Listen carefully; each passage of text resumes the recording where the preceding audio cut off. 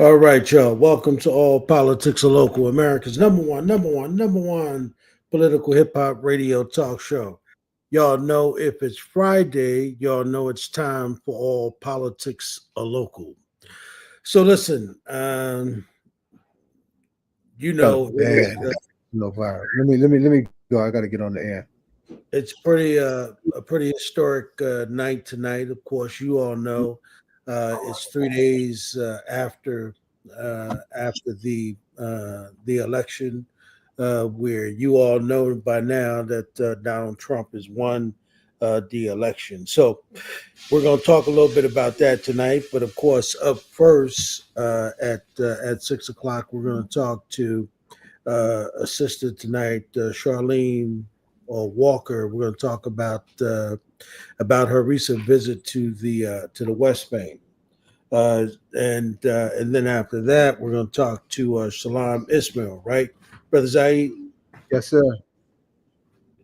Salam has got a just going to have a historical marker enshrined and unveiled next week to honor, memorialize several of our African ancestors who were literally burnt alive, burnt at the stake back in 1741 in Elizabeth at County Square.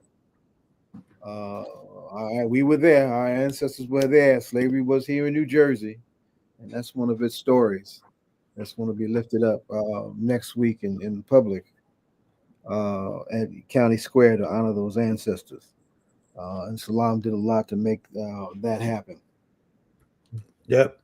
So, and then of course at 7 o'clock, we're going to talk to Brother Fred Hampton, along with Brother Kelly Harris.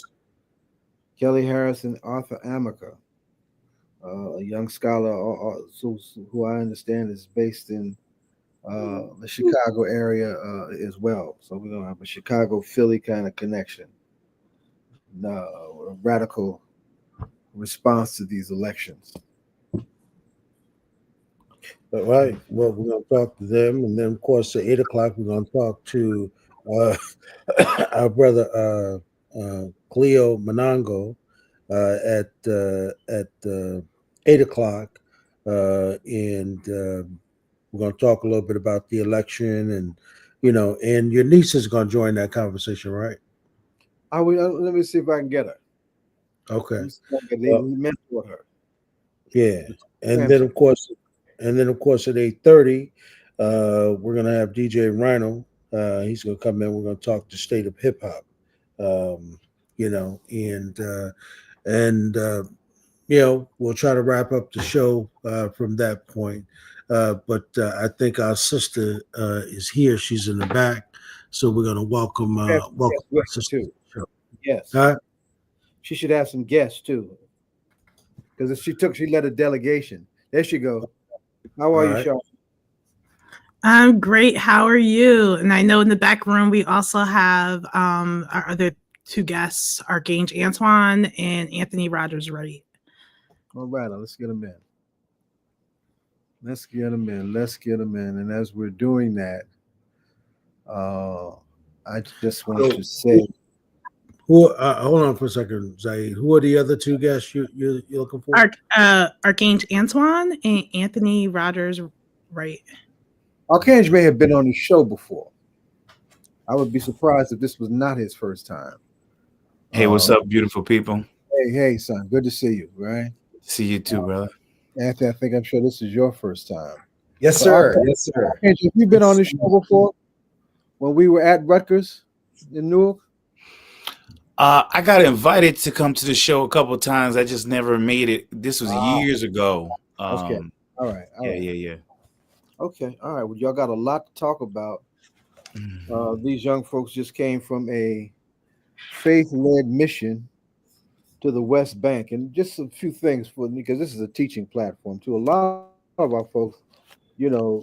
Mainstream media has done a horrible job of educating the public about just what's happening there. And so a lot of folks really simply do not know and really understand the gravity of what's at stake. Now, there's a whole lot of us, however, we're in an age where, we're no longer completely controlled and dominated by so-called mainstream media, that there are other media flows that are alternative media flows, and there are a bunch of them that give you a whole lot of information if you're in the know to go to those kind of sources and get direction. But for the benefit of those who don't have that background and who probably have done some things with the ballot box that they would think twice about it if they knew, let's unpack this whole scene, right? Because all the mainstream media says is October 7th, and the hostages ain't home yet, and it's a shame that there's some casualties on the other side, but we're still behind Israel 1,000%, and that's a horrible shrinking of a genocide that is happening in real live time. Over 1 million people displaced already, people totally vulnerable and basically in living concentration camps, just being attacked regularly. And the attacks are not at all confined to Gaza, but there is a whole push, and there's been a long-standing push to settle. And I hate using that settler colonial language, but that's exactly what's happening. To settle, to occupy, right, with Israeli citizens, right, with the blessings and backing of the military, Israeli military in the West Bank, no matter who it harms and whose land and whose homes are taken or demolished in the process. Y'all just came back from the West Bank. And your trip comes also on the heels. We got to throw it into the conversation. I would be totally remiss if we didn't acknowledge Ta-Nehisi Coates and his eye-opening trip, which ruffled a whole lot of feathers and began to force itself into the mainstream space, right? And Ta-Nehisi, of course, is a child of the Black Panther Party, as I am. So I'm definitely going to inject that X factor in my introduction to this conversation and let these young folks talk about what they did, what they saw, how they were treated, what is actually happening in real time, and why we should be and not at all allow ourselves to be taken by the gaslighting of the American mainstream media. Y'all come on in. Charlene, introduce everybody properly, right? And y'all go ahead and take and jump on in there. Before they do that, Zaid, let me see if I could just interject a piece of news. What was reported today on MSNBC, of course, I don't know if you guys heard this, but that Donald Trump is currently considering, when he takes power in January, to let, of course, Netanyahu just do whatever he wants. No more constraints. Right. I don't know if you guys heard that, but that was what was being reported today. So it'd be real interesting to hear what you guys saw in comparison to, of course, what our brother had reported when he got back, taking out some coats. But, to hear that he would let this man go in, and as Zaid just ID'd it, finish the job. I don't know what the hell that means. Does that just totally mean total annihilation? What does that mean? So let me give it to you, my sister. Go ahead and introduce the folks you brought with you. Hi, everybody. So I am Charlene Walker. I'm an organizer, a faith leader. I do faith-based organizing. And we went on a trip led by a Christian organization called Sabil, and FASNA, which is our U.S. counterpart, that took faith leaders, Black faith leaders, a Black faith delegation to really bear witness, which is a huge responsibility to be able to come back, tell the stories, and tell the truth and break through the media's idea of falsehoods or this narrative that's being shaped to honestly perpetrate a genocide and ethnic cleansing. With me, I have a few people who I'm going to actually let them introduce themselves in the best way. But I want to say that we have Anthony Rogers Wright and Archangel Antoine, who were both with us, and also considering the fact that this was a faith-led delegation, it was really important to show the diversity of our faiths going. I myself am a Unitarian Universalist. Each person can identify their faith as well as we bear witness. And I'm going to introduce Anthony Rogers first, and then we'll go to Archangel. Thank you, sister and comrade Charlene, Mr. Riley, Mr. Muhammad, Salaam Alaikum, and happy Friday. I'm glad we all made it through this very interesting and trying week. I'm Anthony Khalifa Rogers Wright, he and his pronouns, son of Dr. Marianne Rogers Wright and Dr. Muhammad Samora, a first generation Sierra Leonean here in the present day United States of America. And I, to Charlene's point, am a proud anti-Zionist Jewish person. My work primarily is in climate and environmental justice, which also drove me to wanting to go to Palestine because we know our Palestinian comrades, in addition to the genocide, even before that, have been subjected to environmental warfare that many of our Black communities know about.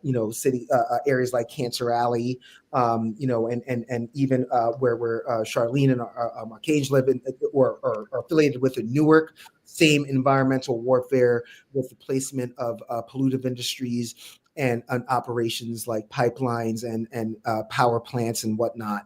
And that's also what drove me there. But of course, it was important for me to go and see what was being done in the name of Judaism. And as I've kept impressing upon both of my beautiful and amazing siblings and comrades, is that what's happening in Israel has nothing to do with Judaism, right? I've said it before. That was like my 5th time to Israel. And every time I've gone to Israel and Palestine, but specifically Israel, I've said, I've met a lot of Israelis, but not many Jewish people. And so what's happening right now is Israelism and not Judaism. And to go and bear witness to that was very, very important. So I'll stop for now so that we can let my brother of the Revolutionary Republic of IAT, who we love and have solidarity with, Archangel, one of the most proudest New Jerseyans I've ever met in my life. I appreciate that, Anthony. Again, thank you for having us on the show, Brother Edwards, Brother Zaid. I'm gonna just get straight to the point. Again, my name is Archangel Antoine. I'm a minister, faith leader, organizer, and just someone who cares deeply about human rights.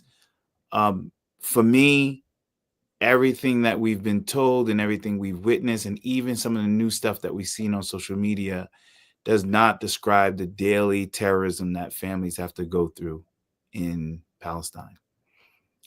At any given moment, you can be beat, you can have guns put in your face, you can be dragged at your home, you could be choked, they could take your house, they could take your land, they could burn your crops, they can kill your animals, they can do whatever they want to you, and you don't get justice. There's a slight sense of symbolic justice, but in the midst of even getting terrorism, the police officers will come and arrest you.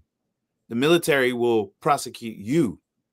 And how evil the system is that our sisters and brothers can even be put into administrative detention, which that means I can arrest you, not tell anybody why I arrest you, and I can hold you as long as I want to without telling you why I arrested you and your lawyers and your family and community for how long I want to, even if it's years. And this is the daily subjugation that our sisters and brothers are going through with our tax dollars. Our legislators in New Jersey and in the region and all around the country have approved for daily terrorism against our sisters and brothers. And so when people say, well, why are we caring about Palestine? Because you are responsible for killing them. You are responsible for their bloodshed. You are responsible for their tormentation.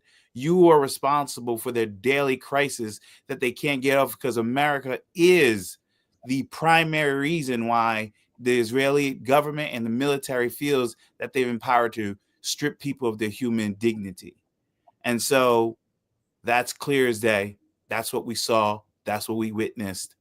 And I'll let Charlene give some more. Well, hold on a second. Because word has it that you had a particular experience and encounter when you were over there with your delegation that happened to you directly. Let's lift it up, because one of the things I read, I got to say, just apologetically, we need a whole lot more time to really unpack your trip, right? But in the interest of time, I want to come right to actually what happened to you that I think everybody absolutely needs to hear and appreciate. Absolutely. I would say there's something that took place with all of us, but very specifically with me. When we were on our way out, we didn't fly in, we drove in through Jordan. And on my way out, I was held up and I was detained. I was taken into a room. My phone was confiscated. They were both interrogating me and going through my phone, going through my videos, going through my photos. They were deleting photos, deleting video. And then they begin to get irate with me and started to ask me why I'm here, who did I visit, and then started to ask me, do I stand with the Israeli people? Do I believe Iran has the right to defend themselves?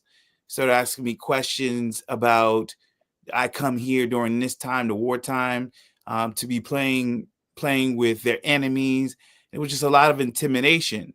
And as I said to some of my colleagues, it was very similar to the tactics that our police officers use every day here. When you get pulled over, when they stop you and your friends and they're in your face, they're intimidating you. They want you to act because they want to react. I could just feel he just wanted to like bust a move so I can hurt you. You know what I mean? If I could have a reason. Oh, you're not answering my questions. Kept on leaving the room, coming back in the room. And I had to hold my own. I'm a soldier at heart, and I was not going to let him break me. And neither was I going to disclose all the families and the people that we visited. Well, let me stop. Take a big orange, because I'm going to put this in context. We're living in a time where, it's not just innocent men, women, and children, and a whole lot of, the predominant sea of losses is women and children in Gaza and the West Bank. But they're also killing journalists. Almost 150 journalists have been killed. Certain press entities have been banned from Israel, not being allowed to report on what's happening in Gaza. So I'm saying that to further contextualize the degree of violence and the hostility of the context in which you face that encounter, because it actually could have gone another way, and I want this audience to appreciate that, right? And I want to salute each of you again for that. Charlene, I want to pivot to you, because I know you want to add to what he said, in addition to giving your own take on why what you did and why it was so important for y'all to do that. Come on in. Well, one, I just want to lift up the ability for Archange to really be calm in such a situation. We spent all of this time, our trip was 10 days with M16s everywhere, people carrying Glocks, hands on their guns. One of the things that I think I'm really left with is the fact that we were just walking and just looking at an area that Israel actually decided to destroy, right? And we're walking down this street, and there are these big, huge tarps over the street. And the street doesn't have any shade, right? And they're like, well, what do you think these tarps are for? And our guide asked the children that are playing in the street that are following us, what are the tarps for? The tarps are to catch the bottles, the feces, the urine, the things that are thrown at Palestinians as they walk down the street. And as we are looking and going down this little alley, out of nowhere, we hear a voice above our head. And it is the military pointing an M16 at the children that are following us as well as us. An M16 and the children go, we better go now before they shoot us. No child should live in a reality where they need to know that they have to run because those people who are in charge of their country might shoot them at any moment. This entire time that we were there, one of the things that really struck me was the fact that there's this story that's being told about Gaza, and Gaza is horrific. But what they are leaving out is it is the entire country that if you are Palestinian, you are treated less than human. You can't actually explain it. You hear all these stories and they're talking about separate, not equal. Like there are roads that are completely different.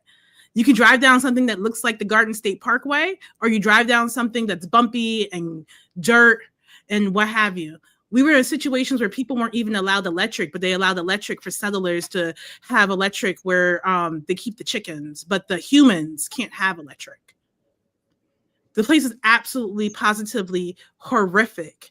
And I think that one of the things that Arkan is talking about is how everything felt so familiar. The segregation, familiar. The way in which the state, familiar, right? The fact that they have separate entrances for people to go. They made a rule of separating people so that people can start to think of folks as a hierarchy. That is by design. And we are walking around the West Bank that you don't really hear about, but it is the stories of people that were telling us about how just a couple of days before we got to them, settlers, and when we talk about settlers, we're talking about people from New Jersey that decided that they were going to get up and that they were going to go to this country and that they were going to either confiscate somebody's home with military backing or set something else up, are coming down the hill or coming down to where people have homes and land in which their families had stored it for centuries and pulling them out of their bed at 2:00 in the morning, making them kneel on the floor and putting M16s to their head, beating them, threatening to rape their children, their wives, and everyone. And this is what people are supposed to actually put up with. And the crazy part about it all is that as we are being told this story, there's a settler that realizes that, oh, wait, there are some Americans here and they are talking to the people. They got in their car, drove down a hill, got out the car, dressed up in military green, like they're trying to play Rambo, with an M16 that just stood there and threatened all of us. To let people know, you know what, we'll be back. And since we've left, we've seen friends that we have made have their homes destroyed. We've seen people get arrested when there's video of the settler threatening their life and trying to harm them. But they're the one that gets arrested.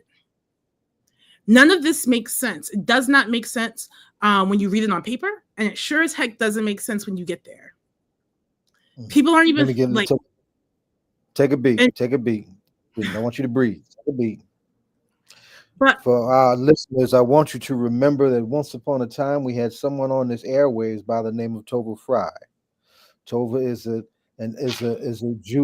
anti-Zionist Jewish activist who told you on these airwaves that her parents obtained their home in where they were in their Israeli roots during the Nakba of 1948, when literally the Israeli military helped them take their home from Palestinians, right?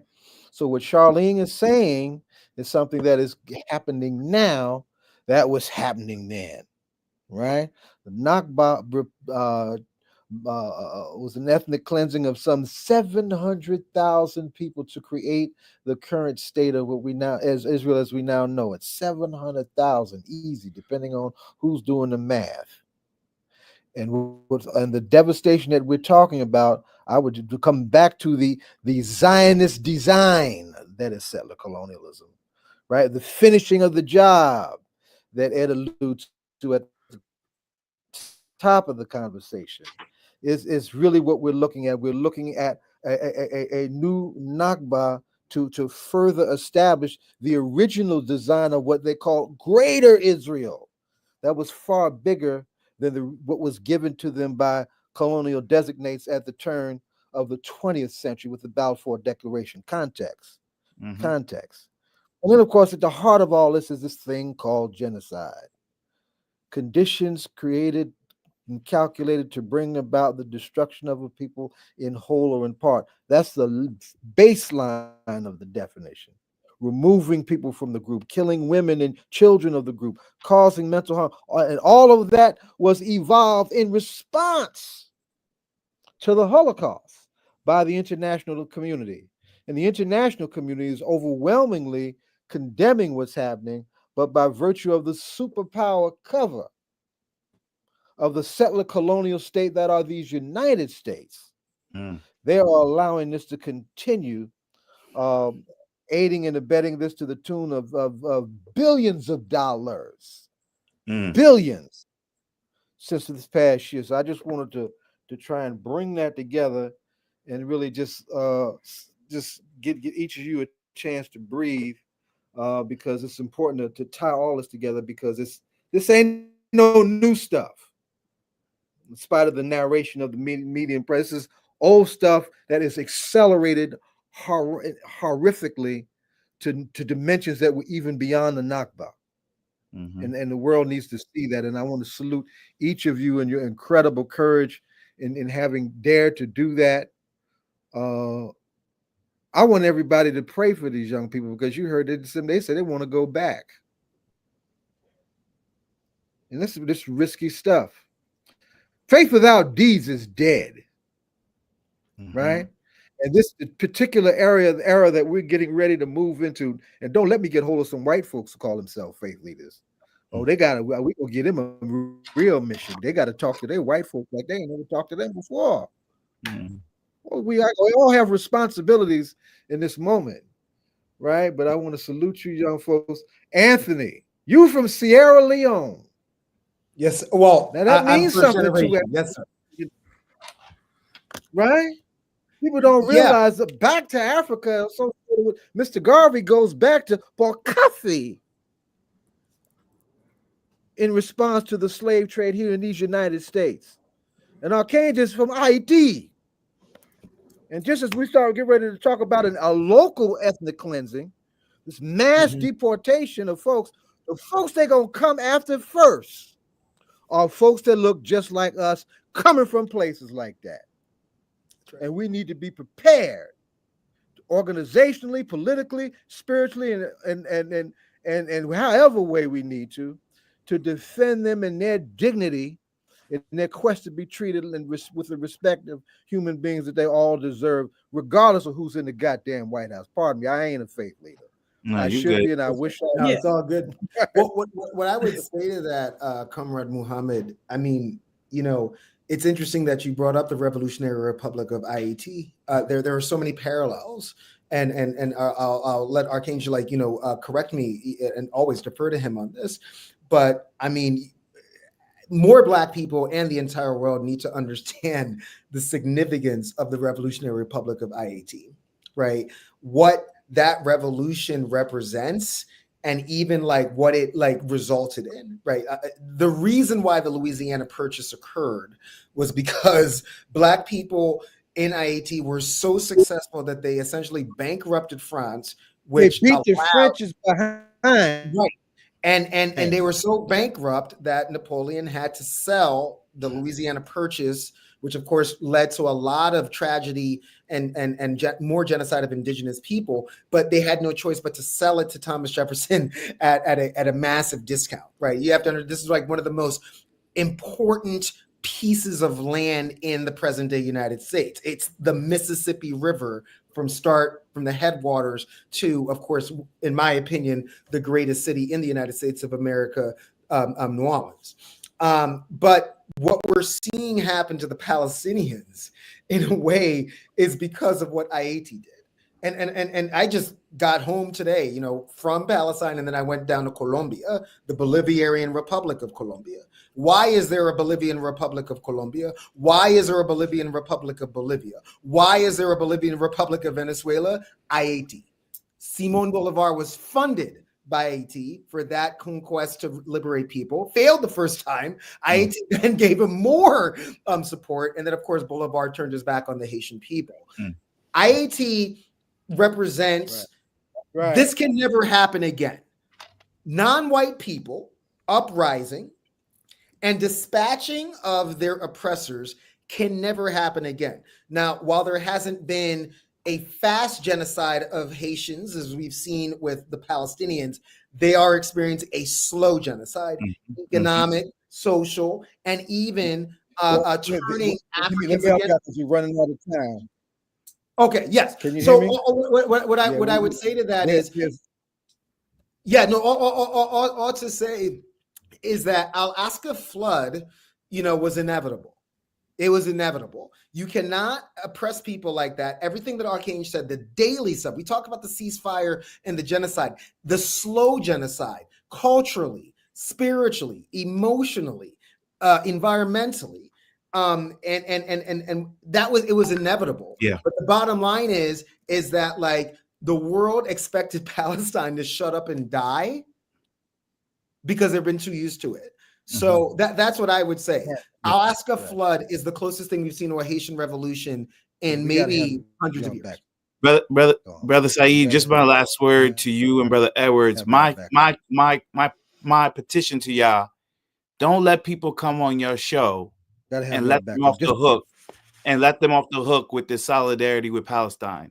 You have a lot of Black leaders, community leaders, activists, faith leaders, prophetic voices who are avoiding the conversation and they don't want to speak out. We need to call them out because you either standing or you not. And so I pass it on to Charlene for her last words, but that's what I want to challenge y'all, just to keep pushing up against them and don't let them off the hook. Exactly. And what I want to close with is the fact that I thought it was really important for people of faith to take this trip, especially Black folks of faith, because faith has been used and manipulated in order to prop this up.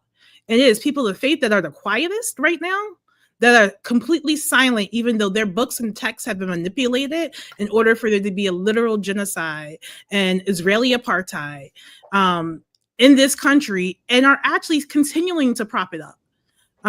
So I want to also like lift that up. Like, where are our people of faith? Where are our faith leaders in speaking out and making sure that they're actually correcting all of this, all these things that have been altered in order to like help people to die, basically. That's the call. The call is we have to take responsibility, that not just like all of us as Americans that are funding this and that are completely complacent, because we are, but also the faith leaders that are quietly choosing their comfort over justice and liberation. Well, I think you guys are absolutely right. That is what's happening. But if you could think back when this thing first started last year in October, a lot of people were actually penalized for telling the truth. Ta-Nehisi Coates, I forget the sister who wrote a book. She was in school in New York. They took away, as you know, they took away her scholarship. She had to, then pay for it out of her own pocket. Not sure where she went. Some of Freedom ain't free. Yeah. So there was a number of people who stood up in the beginning. And of course, they went silent because they couldn't stand the pressure that was coming for them. And then, of course, Minister Farrakhan early on, he was talking about what was going on in the West Bank. And then, of course, Tamika Mallory's one of her best friends, who's in the South Shore, right? Who's Palestinian. So the kind of pressure that her family's under. So you guys, I mean, obviously, we want to encourage you all to stand strong, and obviously we ride with you. I mean, we don't fall or falter here on All Politics Local. We've been around for 15 years, and we just tell it like a TI is, right? And it's not us telling the story, it's you all. You all are telling the story, so it's your truth.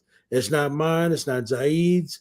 Any of the other folks. And we leave this stuff up on Facebook and YouTube, and anybody who want to go and hear it can go and check it out and see it for themselves. So I would just encourage you all just to continue to stand strong and know that, you know, anytime you guys want to come through to All Politics Are Local, anything you all want to share, feel free to come through and do it. Thank you so much, Brother Riley. Thank you. All right. Stand strong. All right, y'all. Well, listen, y'all, we want to definitely begin to shift gears a little bit. We're gonna go and we're gonna talk to Brother Salaam Ishmiall, and we're gonna talk with him about what's going on with him and so forth. So Zaid, you know, I just tried to wrap it up with them. We're waiting for Salaam to come back. So if you want to say any last words to these brothers and sisters, this brother and sister, you can.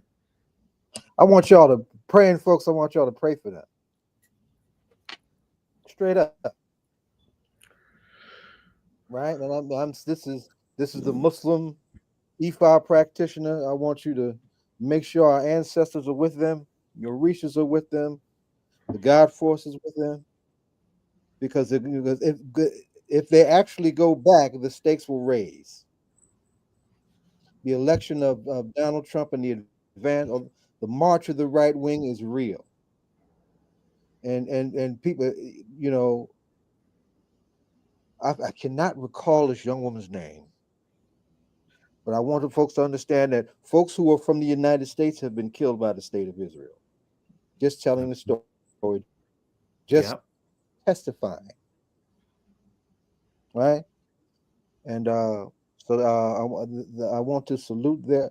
I want to genuinely appreciate their courage. We should have an emergency response network in place when they travel again.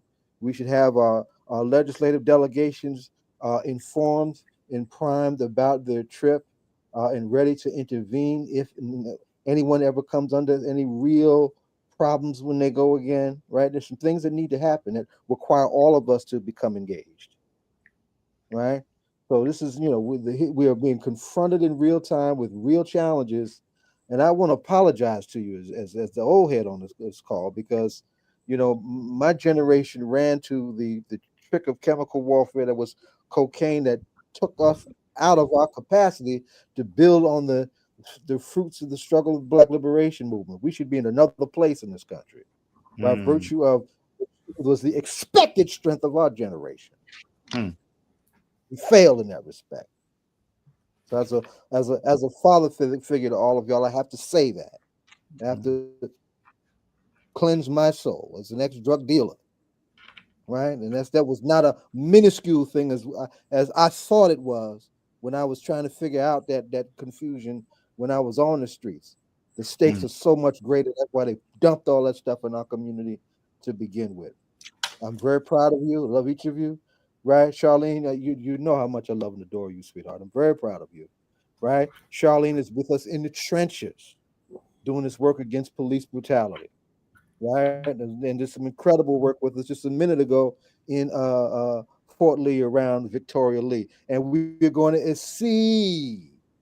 Do not be surprised to see an acceleration of police abuse here by virtue of that thug that's in the White House right now. Right, so all the work that we do, we're going to be faced with demands to go even deeper than we've done already. So train up, study up, heal up, organize, and get ready to fight. Now, I'm take the edge off of this a little bit. This is a hip hop talk show. I want each of you to take a beat and tell everybody when you need to get yourself together outside of the contours of gospel and our faith lens. Right, in the land of hip hop, who do you listen to that allows you to get yourselves going? Arcade, you want to go first? Oh yeah, I'm an old Nas head, man. So Nas has been dropping that knowledge on me for a very long time. Nas has been critical. Yeah. Huh? What'd you say? Cop shot the kid. Exactly, right. Yeah, so Nas really helps me out, man. I'm a Big Daddy Kane old school dude, And then I would say new guys. I mean, I listen to a lot of new cats. I just like good music. I think that's healthy just to keep myself and my mental health right. And then and working out. I always listen to hip hop when working out because to be honest with you, Brother Saeed, I just feel that if you're doing organizing activism work in the Black radical tradition, if you're not taking care of yourself, that means you don't care for the people, because this work is too heavy and it's too burdensome. You got to take care of you got to take care of yourself. That's a space where your generation is definitely doing better than ours. I salute y'all on that for sure. I got some young folks that I work with that I'm proud of that are trying to teach me that every single day, right? It's hard to teach an old cat because I ain't an old dog. I'm a child of the Black Panther Party. An old cat knew tricks. Charlene, who you listening to? So I'm stuck in the 90s, y'all. I'm not leaving it. So I'm bringing up Tupac in a heartbeat. I am Tupac all day, every day. But also, like, I just want to like piggyback off of that. I think that there's something really special about us making sure that we are connected with our elders and our movement elders. And that was one of the most special things about this trip. Yeah, we were there, but we had two amazing, powerful faith leaders that are elders that held us and like were able to help us on our time and to like share knowledge, right? Like I was on the phone with one of them for an hour today, like checking on me because we understand like the fallout of this. And one of the things that they actually say to us is like, you know, they know the future is going to be bright because they see where we're going and like passing over that mantle. So I want to encourage all of our elders that are listening to this, go find the babies that are out in the street. Come find all of us organizers. We want to sit at your feet. We want to hear from you. We want to be able to learn together in order for us to actually get free. That's not going to happen if we're not passing down that knowledge and we don't have thought partners that can like push us and go, well, we did it this way.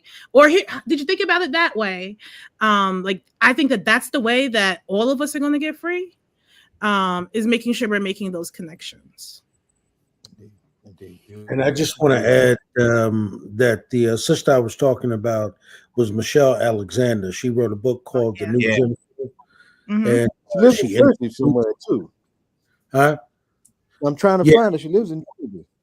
Yeah, she was one of the supporters, right, of this campaign, of course, to stop the violence and the daily murders in Gaza. And of course, she paid the price for that. She ended up losing her scholarship there in New York, and of course, you know, a number of other people. So, and you, I don't know if you all saw recently on ABC where one of the hosts had attacked Tasnishi Coach for giving his story about what happened. It was just as colorful as you all, right? He was just giving it from his perspective. And of course, the host wanted to tell a different version of what that daily life was like. It was just as colorful as it is to you. I you know, in my mind, it would seem to me that perhaps Black folks see it differently when they go there. Is that based on our experience, or what the hell is it? What is it? I mean, murder is murder, right? If you murdering children, you murdering segregation children. is segregation. Apartheid is apartheid. That's right. And genocide is genocide. And Brother Edwards, you got to remember this. You got some folks who live around this region who go over there and their neighbors or people in their own family are complicit in killing Palestinians. And then they come back here and they see you at the grocery store. You say hello. They say hello. So if you and I went to if we went to Kenya and we participated in killing a Kenyan, we would be held liable for that. Even if you was there when I whipped out the gun, you drove the car and I blasted a Kenyan, we would be held liable for that. That's happening every day, and there is no liability. Why is the Attorney General for these different states not targeting these violent settlers? Why we don't have prosecutions? Why we don't have investigations on them? And guess what? They literally have funds. Like, people are piling in this pot of money to support these efforts that the settlers are doing, buying vehicles, guns, building the homes, taking over. It's a whole system, and they are neighbors. They quiet like church mouses, but they are neighbors. And for me, that's problematic. I need to know, when you go back to Israel, are you living in those settler homes? Is your neighbor terrorizing the Palestinians? Are you complicit in this or that? That's right. But the people that are protesting Netanyahu, most of them are protesting. It has nothing to do with the human rights violations. It has nothing to do with the murders. It is all about October 7th. It is not about anything that people should be protesting for. There you go. There you go. There you go. All right. And, go ahead. You gotta say some shit. Go ahead. And also, we got to talk about Black folks that live in Palestine. They hidden. Folks don't act like Black people ain't living in Palestine. We met a whole lot of them. Communities. Female mother of the Palestinian Liberation Army was a Black woman. I'm telling you, the Black folks are present. They've been there for decades. They've been there for generations. They are part of the community, and they're part of the struggle. They're going through their everyday struggle, and they told us not to forget about them. They've been locked up. They going to jail. One brother I met, he was in jail for 18 years. They don't get citizenship. They're treated like dogs too. I mean, I'm gonna post some of these pictures and stuff like on the internet. I'm always hesitant because I'm trying to figure out if they're going to be targeted or not when we uplift them. Yeah, but at the same time, they need that attention. They're like, listen, whether I'm targeted or not, if nobody know about me, then I'm definitely gonna have no support, But I'm telling you, man, they're beautiful people. Most of them are Muslim. They history's coming from Chad. And they broke bread with us. They talk to us. They vibe with us. They're just out here just doing it up. And I just think part of this whole system too is to disconnect us from our brothers and sisters in those struggles. It's just to kind of have these shallow narratives of them versus us. But man, there's some dope people there, and they just want to be loved. They just want to be remembered. And guess what? They in solidarity with us. We went to pictures. There's pictures of remembering people who've lost their lives in America to police violence, all the way from the 60s up to George Floyd. You know what I mean? They're in solidarity with us. They're asking us, what can we do even if we're in occupation to be in solidarity with us? That's what solidarity looks like. Do we have to stand up? We know we might be targeted, but tell us what to do. We don't always get the information, but it ain't because we scared. So now we bridging these gaps, man. And I want it to flourish. The 1, 2, 3 of Black and Palestinian solidarity is Malcolm in 64, SNCC in 67, and the Black Panther Party in 69. Right now, and even then, some history is important, y'all. Class struggle is real. Real now is real then, right? The Israeli lobby had strength even in its younger days then. And the Israeli lobby had big influence in the land of philanthropy and funding civil rights organizations. Nick broke ranks from the centerpiece organizations of this Black liberation movement. And knew they were going to take hits financially when they did that, right? And so that now we're looking at AIPAC literally coming at everybody Black running for office, and anybody that's in office that's willing to talk critically about Israel, right? That's the current wave. But that comes on the shoulders of an old wave to seek to control the dialogue, to keep the division, right, and to block the solidarity that has been boldly charted for us a long time ago. So that what y'all are doing is right in line with that. I don't know if y'all can see this in the chat, but Andy Richards, who was a very serious local journalist, can we have an in-person community event where we can see these photos you took in Palestine. First, we got to find a place that was not afraid to have those posters, those places, those pics shown without there being hostility coming at whoever the owners are. You know, that's going to require a little research project, but that's an organizational challenge to all of us. And I think all of us who are listening to this call tonight need to appreciate that. It's a great ask and a great lift for us, Andy. Thank you for that. Right?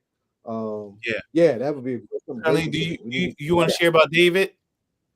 Yeah, we also, while we were on that trip, we had a journalist and we also had an artist who did take lots of pictures. There'll be some things that'll be coming out, but you can also check out, we did a broadcast that does have some pictures that you can find on Audacity to Change. Oh, Andy, thank you so much. I really appreciate that. That really, I think when we think about everything, and let's listen talking to David, the way in which we help to uplift this is really through storytelling, right? And storytelling is going to involve showing the pictures or sharing the words to really be able to move people, especially to uproot all these lies that people have embraced through either Christian Zionism or traditional Zionism, to be able to tell the stories of actually what's happening.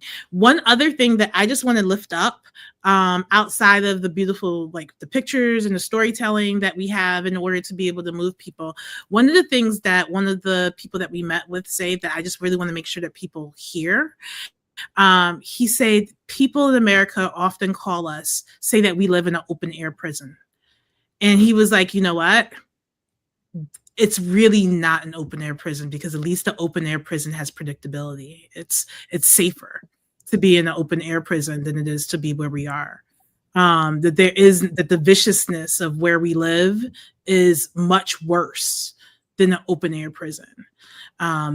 We don't know what to expect every single day. There's no routine. There's no like even minuscule level of safety, even though we know there's so much abuse within our prison system.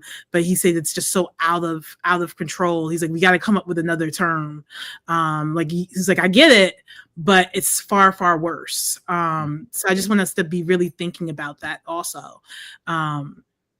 Because as we look at pictures and people that we've made good relationships with, I was looking at some pictures of a family and of their children, and you can actually see the moment in which the light starts to kind of leave their eyes from when they've been arrested and beaten so badly and abused because of this. But then there's still so much like hope in the fact that we will resist, because as one person told us, they said, Palestine, this is the land where empires come to fall. So this too shall pass. And to have that continued perseverance. And if you want to find more pictures, we're going to be posting more on our Instagram, so you can just follow us there, Charlene Walker and Arcane Antoine. I'm going to be sharing more, in this upcoming week, because it honestly, it just took some time for me to process everything. Yeah. You're carrying physically, you're carrying it emotionally. And, you're just trying to make sure you give people information, but at the same time, you got to check in with your own self. But we're going to give as much information as possible. More importantly, we're not going to leave the people that we met hanging. We're not going to do that. I would tell you, brother, be careful doing that, because, a lot of other people have tried to do that as well, and they were taken off of social media, right? Because, their photos were not allowed to be seen. There are a number of journalists who tried to do that. Their photos were not allowed to be seen. So just keep that in mind when you start posting those photos up, because, obviously there's some folks who are vested in the truth not being told, right? And obviously you've heard that saying before, that a picture is worth 1,000 words. That's why I think that what the sister was suggesting is that would be great if you could get those on social media, but perhaps you need to be thinking about doing some kind of public showing, right? Some kind of public meeting where hopefully those people can take what they've seen and go out and tell their churches about it, tell their mosque about it, tell their synagogues about it, and then hopefully write their leaders, right, and begin to say, listen, this genocide has to stop, right? And if Donald Trump holds true to his word and give Netanyahu the power to just go and completely do a complete genocide of the people that's there and just totally run over them, well, there goes the way of America, right? I mean, the indigenous people are all but extinct, right? In the United States. And so we don't know what their total plan is, but you guys went over there and you've seen what it looks like. You guys are telling the truth about what you saw. You also are telling how it felt, right? Mm-hmm. And you've heard that old saying, people may not remember what they seen, but they will remember how they felt when they saw it. Absolutely. And I would say there's two things I want to say. Imagine the New Jersey Turnpike or the Parkway. We take that every single day. But just imagine if you're Palestinian, you can't take the New Jersey Turnpike or the Parkway, no matter where you go in New Jersey. You got to take a side road that is a dirt road that not even a truck can use. You got to actually have a small car that's going over rocks and pothole and can go into little holes. There's no paving. It's all dirt road. And you can still be stopped by the military every so often. That's what we call an apartheid state. That's happening on a daily basis. That's why some of these Negroes talk about, I went to Israel, I ain't seeing it. Yeah, because you didn't ask where the Palestinian people were. Right. You didn't go to the Palestinian homes. They took you away. They fed you. You saw the beach and you said, thank you, God, I went to the Holy Land. But if you really looked, you would have saw it right in your face. And then there's another side of things. It wasn't holy at all. It wasn't holy. There's another side of things where you got brothers and sisters, they be really nice to you. They got to dress up. But they're performing. They have to be all right. They have to be all uptight and all right. But when you get them privately, they tell you the truth. They're surviving. And we see that in our community. People be, I got to dress up. I got to wear my suit. How you doing, boss? How you doing, sir? And so they mistake that people are actually happy.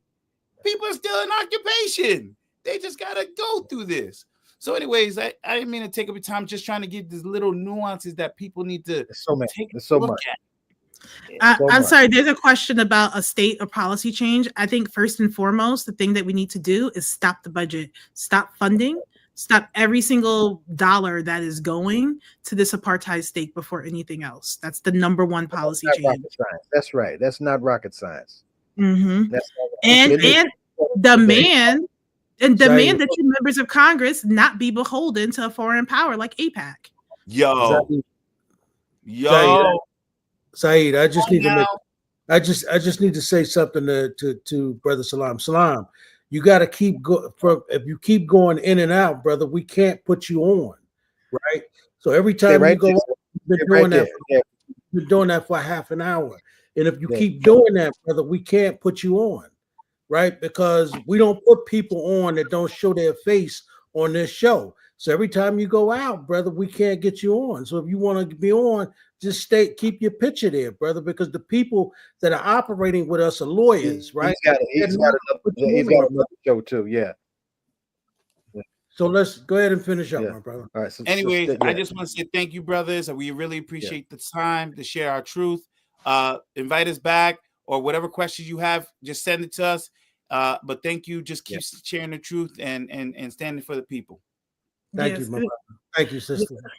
The same. Thank you so much for having us. Follow us on social media and we'll connect. Sounds good. All right. Thank y'all. Thank you. Thanks. Right on. All right.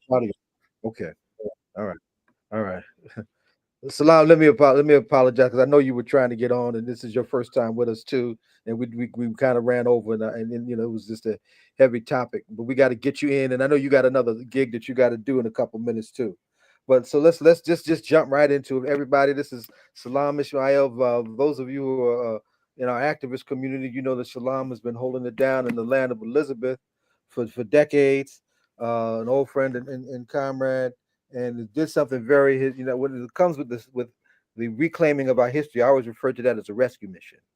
And Salaam was firsthand in rescuing some important New Jersey history about our ancestors in the slave trade recently.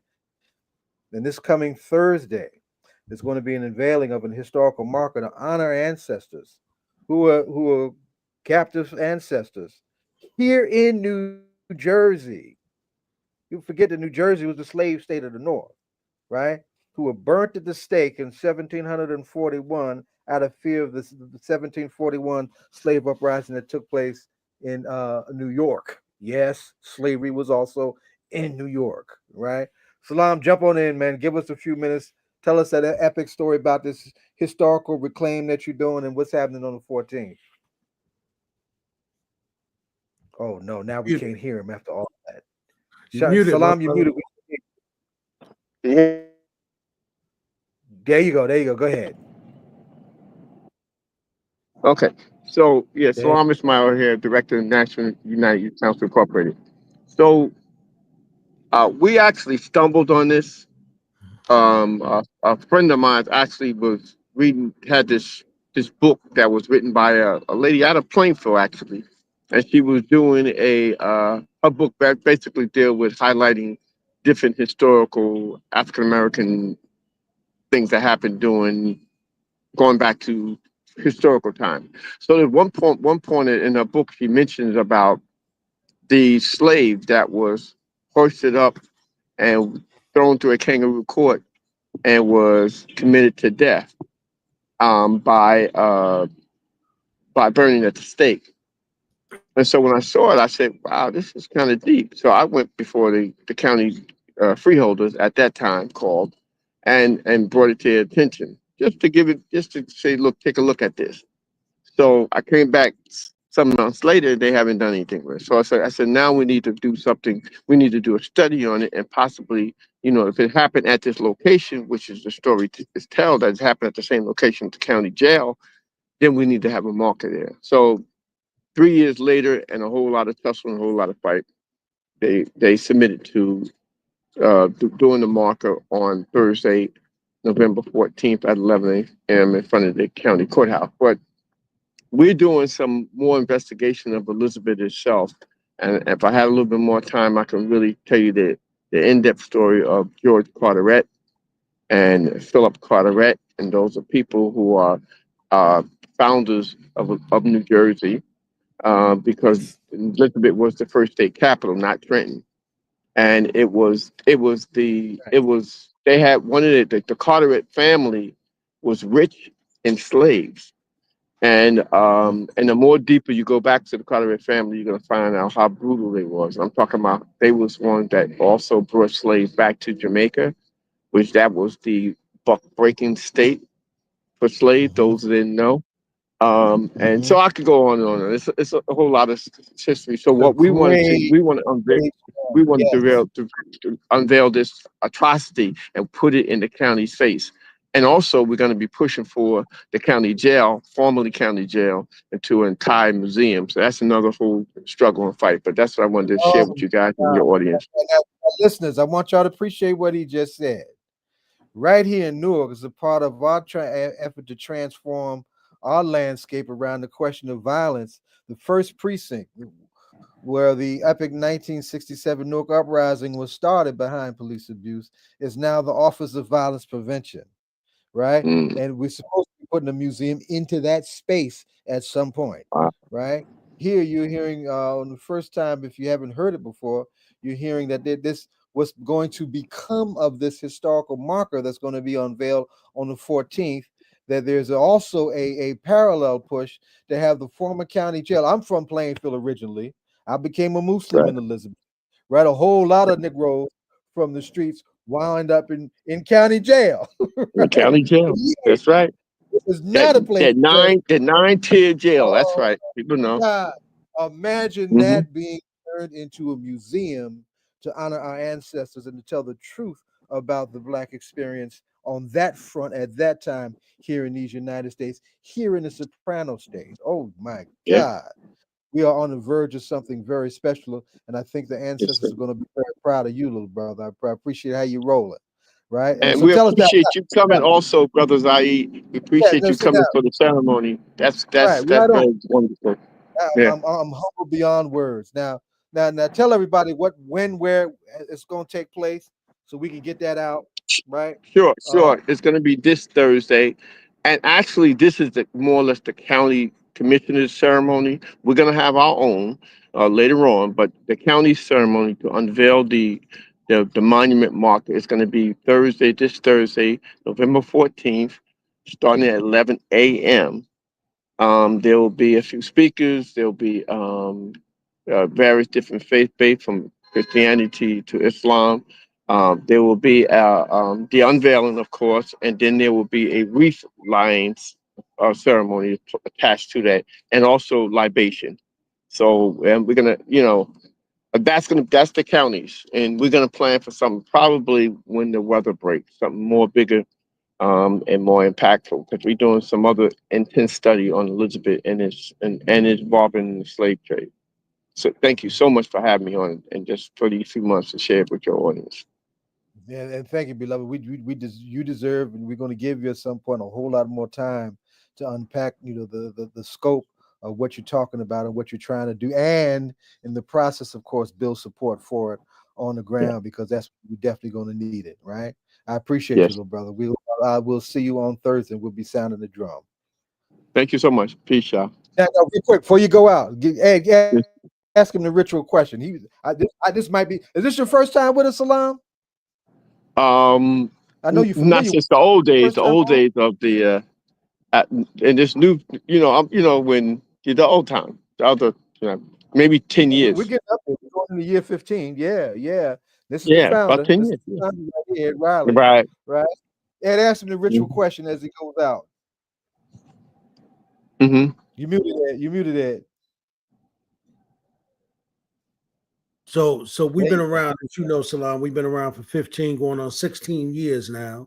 And of course, we ask all of our guests, that come on, when you out there doing the work, what hip hop song that you listen to that keeps you motivated, that you may have been listening to, that may come from the 90s or whatever? Is there one song in particular that keep you motivated, keep you going? Well, I mean, I became popular in the 90s. Those people that know, I was on every talk show and riding limousine. I even had to have bodyguards back in the 90s. So Fight the Power gotta be it, brother. Okay. That was it. We were pumping that on our speakers and our megaphones, and that was our calling card. Yeah. Okay. Mm-hmm. Public Enemy, Fight the Power. Got you, my brother. Look at me. That's it.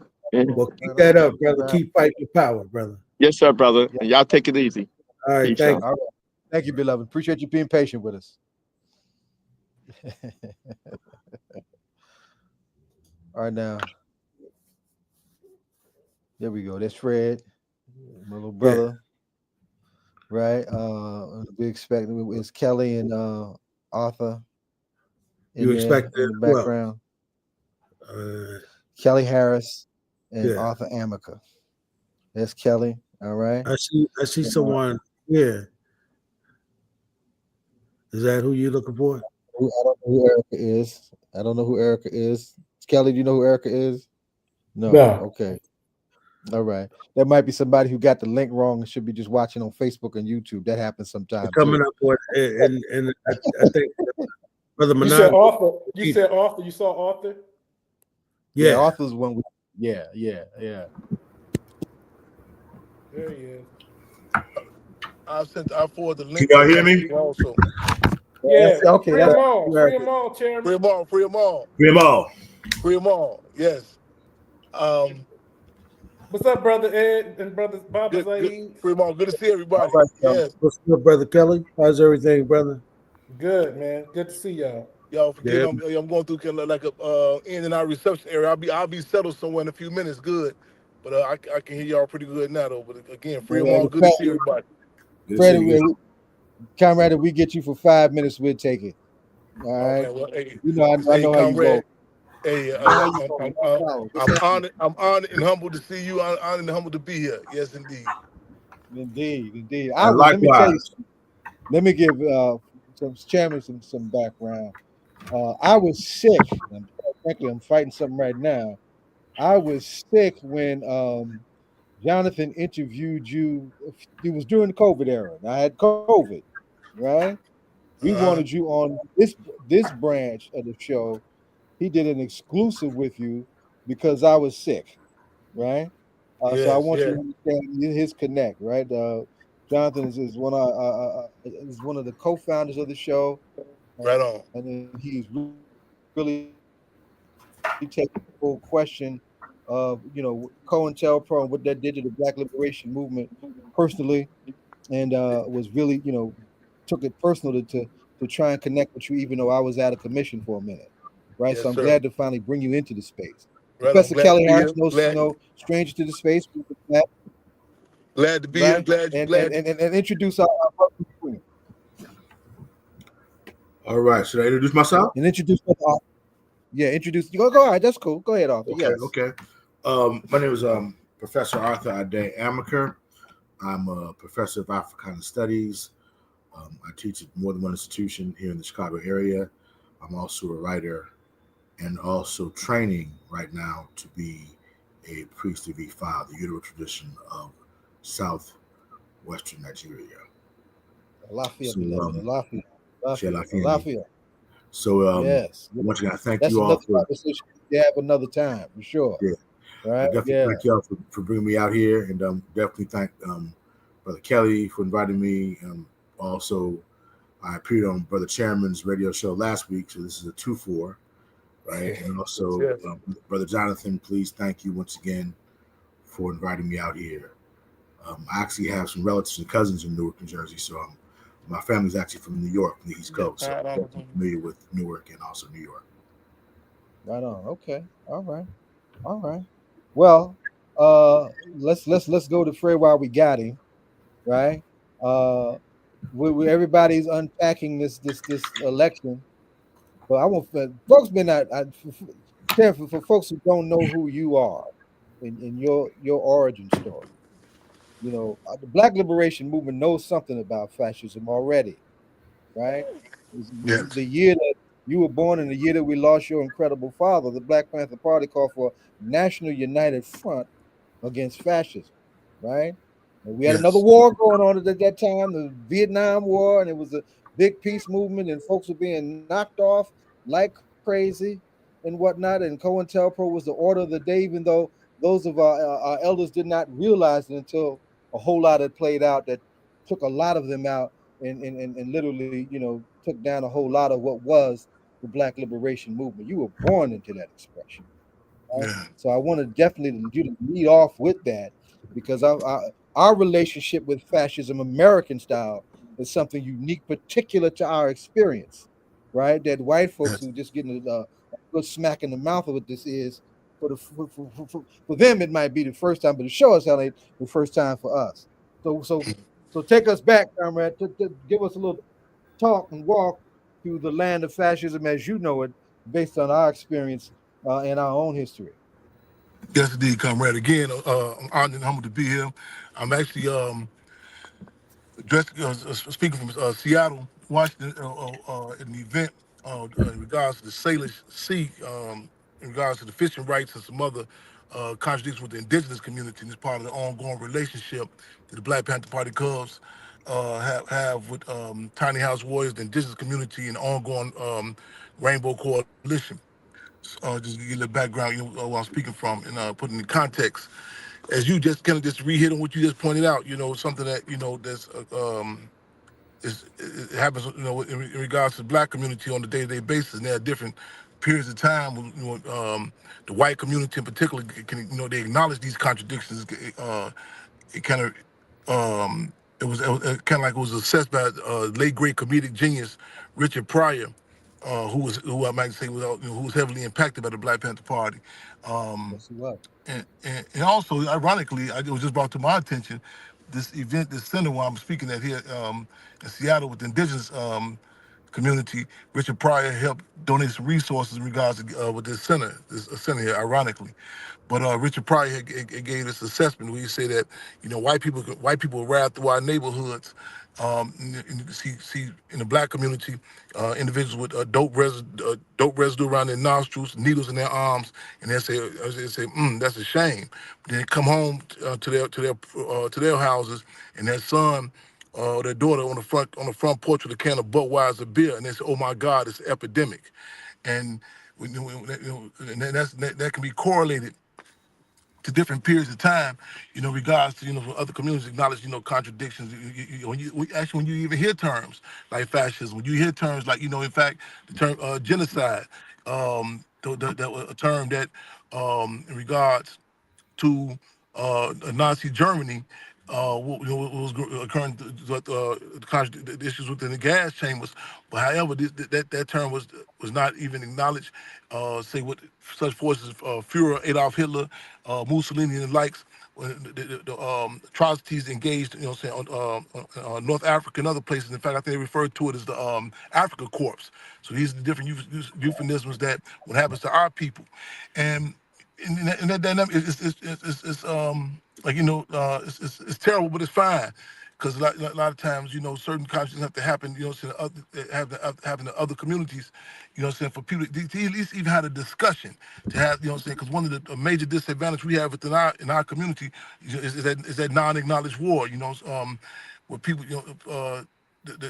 they call it it was with the opioid crisis. It's in regards to the heroin, the fentanyl, the other forms of plantation poison that's flooded through our communities. But then it's a certain time period, so what happens to other communities, now you have, to at least acknowledge that, and it's kind of. And that sentiment, that acknowledging that contradiction, is, what gave birth to a major campaign that we had implemented some while back, the AAT bill, the African Anti-Terrorism Bill, which was around, post September 11, 2001, when people started using terms like terrorism.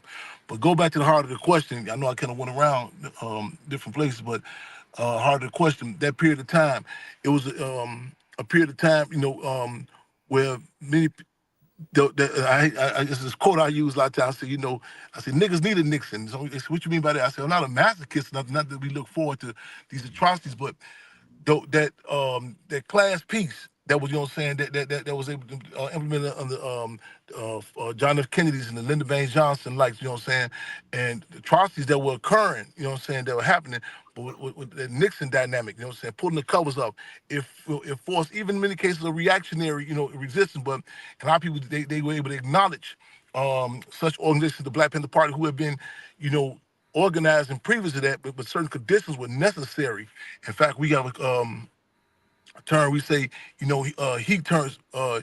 he turns more than me black. Again, he turns more than me black. And you can look at cases in communities in general, or even individuals. See Michael Jackson. For initially, his songs say, doesn't make a difference if you black or white. What I'm saying? In that case, the tune changed. They don't care about us. So these are prime times. In fact, I was just looking at this assessment about Chairman Telly today, earlier today, in regards to like the post U.S. election, and you touched on the pros and cons, and you can look, you can, and it's important, like when we're talking about organizing, to my struggle, to put stuff in context, what people are able to relate to, what they able to assess, and again, with certain terms that when it happens to other communities, as we talking about, like even such terms as fascism, saying that people are even acknowledging this right now. Indeed. And for everybody's benefit, I've been trying to get Chairman O'Malley on. I've had Penny Hess and Justin Neville on. We are going to Tampa in December for their sentencing. What happened to them could become something of a model of what can happen to a bunch of us.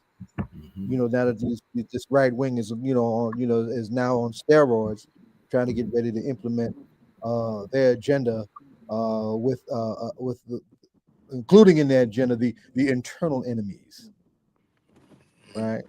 of the U.S. And if that's what we be, that's what we be. But we're not gonna relinquish not one single right or one single democratic space that we occupy in our fight and our right to fight for our self-determination and our dignity and our self-respect. Kelly, Arthur, y'all come on in here and give us your feedback. I think we just I'll lost let Arthur Arthur. go first. I think we just Arthur, lost him. was Arthur in there? So you go ahead and I don't know what Arthur happened said, to put him. me back on. Yeah. Well, you go until we get him back on. Yeah. So once again, thank you for having me on. It's good to see all of y'all again. It's always good to have and be in dialogue with you all. A lot of people freaked out about the election, understandably so. But I'm not really. I know we'll be fine, and I think it is a good moment for us to get back to what's important and what's always been important in our history, which is organizing. When you think about the Black Panther Party, the Chairman Fred Sr. Was a part of. When you think about that, you also had to think about the other movements that were so right during that time: Revolutionary Action Movement, SNCC, RAM, and Mississippi Freedom Democratic Party, on and on and on and on. And I think that whenever we look at what success we have in a society, it's not because people do the right thing in terms of the Democrats or the Republicans. It's because we are organized and push them to do the right thing. And I think a lot of us in this age of social media, we don't know that history, and we forget about that history. And we also haven't been trained to organize in the manner that our forebears were organizing. So that's something that we need to get back to, grassroots organizing. That Baba Zaid, I know, and you and Ed, I know very well. I know Chairman Fred knows very well. I know Brother Ade knows very well. So I think that's something that we need to get back to. And that's one of the reasons. Well, Kamala to me lost because this society shows what it is. Trump is the perfect president for what this society represents. White supremacy, racism, misogyny. So it's to me, he's the perfect president for this moment. And that ultimately is the reason why she lost. And it's not because, even though I think we should be critical of how the Democrats ran their campaign, the issues they focused on. Again, not talking about poverty at all, which is the same thing. Biden didn't talk about it, nor did Clinton talk about it, even though I think Biden was more progressive than Kamala. But my overall thrust is that we need to get back to the grassroots stuff. Get off social media for a minute and get back to meeting in local communities and doing political education and organizing. Right on. And for everybody's benefit, if you want to find Kelly Harris on social media, you ain't gonna find him there because he don't waste time with that, right? And I hear that. Kids brought me to social media, kicking and screaming. I didn't want nothing to do with this mess, right? But I just did that just to talk to their behinds, because that's how they get down. Arthur, jump on in this conversation, little brother. Tell us what are your thoughts. What are your? I want to piggyback on what Brother Kelly said. I definitely feel that it's a time for organizing. I definitely feel it's a time for pushing third party. I think what's going on and what this is a referendum on, this election, is that the Democratic Party has lost its wings, and the Republican Party is starting to rebrand itself and casting a wider net. This is probably one of the few times in history we had a variety of people voting for Trump who were not just rich white men. The Democratic Party seems to have lost its way with working class whites, working class Black people. I think they kind of took a lot of the Black vote for granted. I think a major mistake that was made goes back to 2016 when Bernie Sanders was pushed out by Debbie Washington Schultz. Say that. I remember vividly, and Kelly remembers this too, going to a rally at my former university where Bernie Sanders packed the place. There was no twerking on stage. There was no appeal to a lower common denominator. It was just simply Bernie Sanders, a short Jewish man, speaking, and the place was packed around the block, right? Mm-hmm. So what happens, I think, what happened is once Debbie Wasserman Schultz, the former DNC president back then, kind of manipulated the debates to go more toward Hillary Clinton, we saw kind of this discontentment with the Democrats that a lot of young people who normally would vote for them moved out the party. And we saw this kind of repeat itself in this election cycle, where 66 million young people in particular did not vote. They want a third party option. We're one of the few countries in the developed world which has just two parties. You go to Finland, you go to the UK, you go to Germany, you'll see at least about 4 or 5 different parties in those congresses, in those parliaments. So I think one of the things that we need to talk about, and I think I talked about this last with Chairman Fred last week, is that we need to think about really getting behind a third party and really trying to push this democracy to accept that kind of thing. Because I don't think that the views of both the Democrats or the Republicans really reflect a mass majority of even young people. So I think that's one of the things that maybe kind of one of the mistakes they made out of many mistakes. But definitely, I'm definitely down for this idea of organizing, but I'm definitely more down for organizing around a third party. I went ahead and I looked at, of all people, Cornel West's Freedom and Justice Party site. And if you go to their website, they have a impressive roster of policy.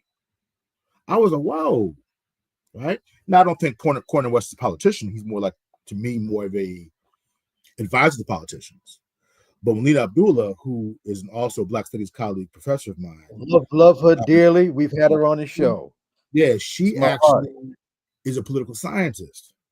That's right. And she actually would be a good candidate. She really needs to consider using this platform to move on to politics in a real sense.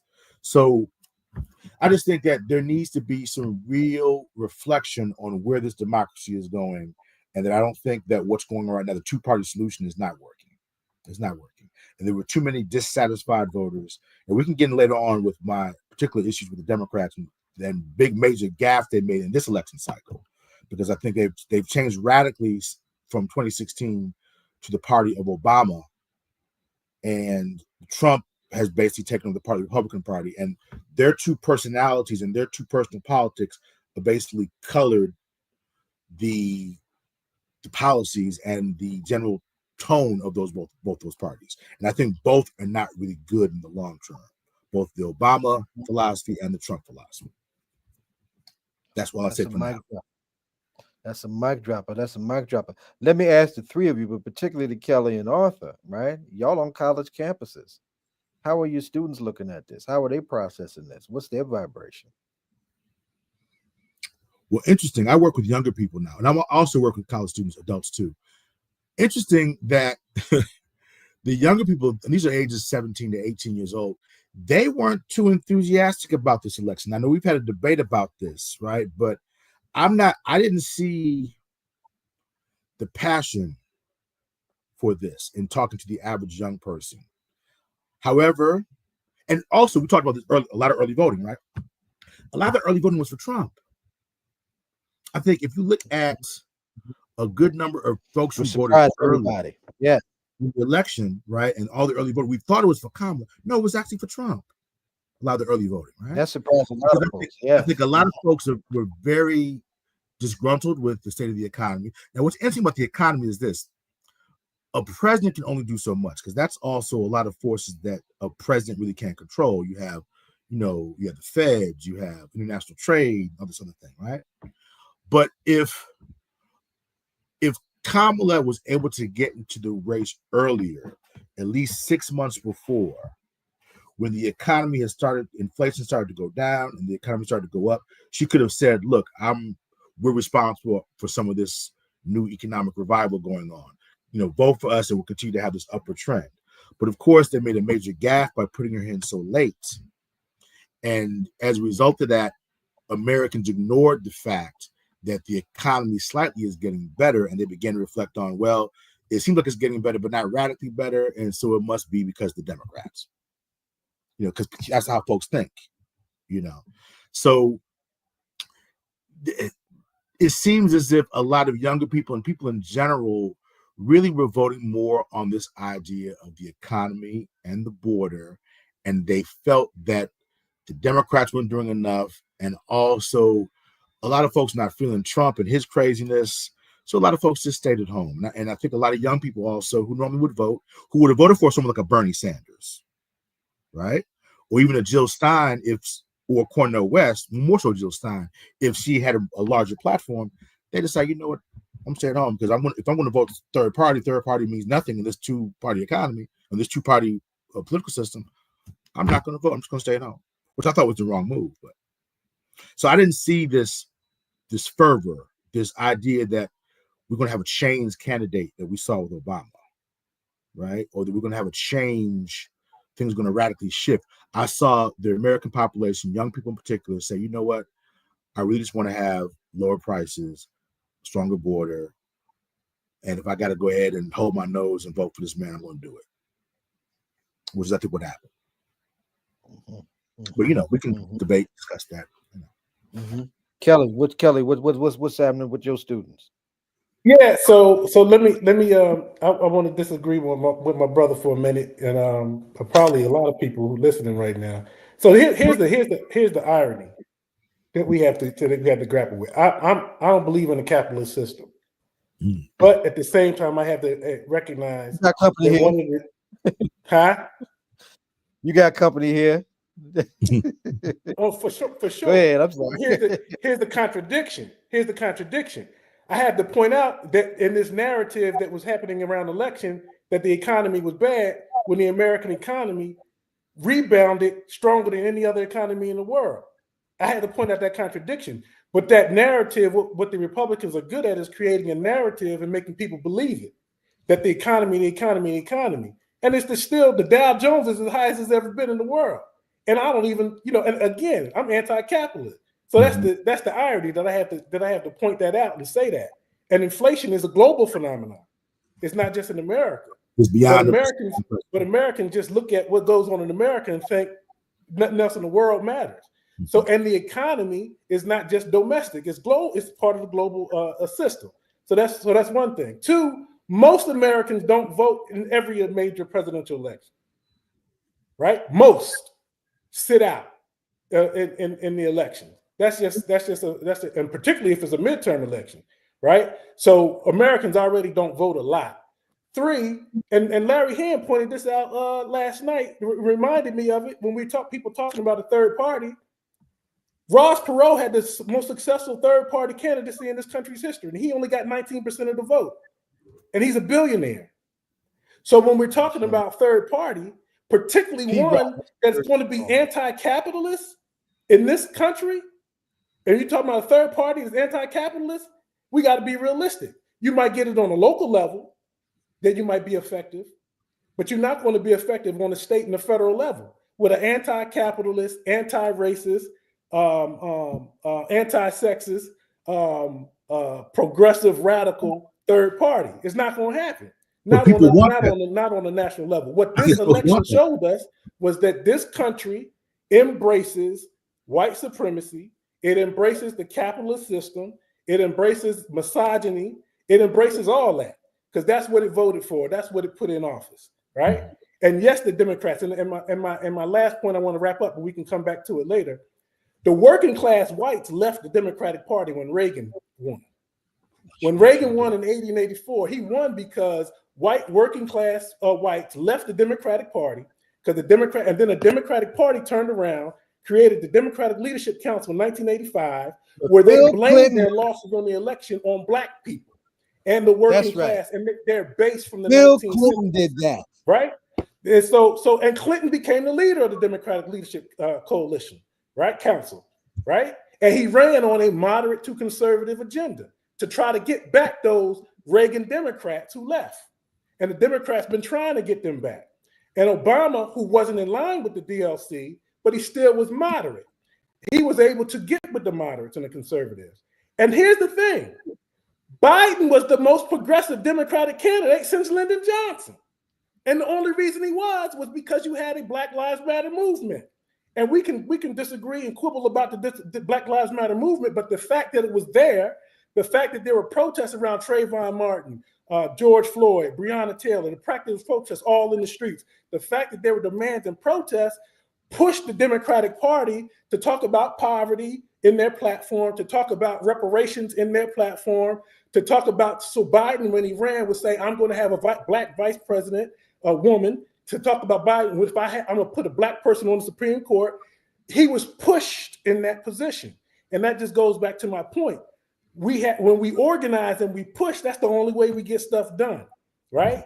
And if we would have went for a third party, when Biden ran against Trump would have won in 2020.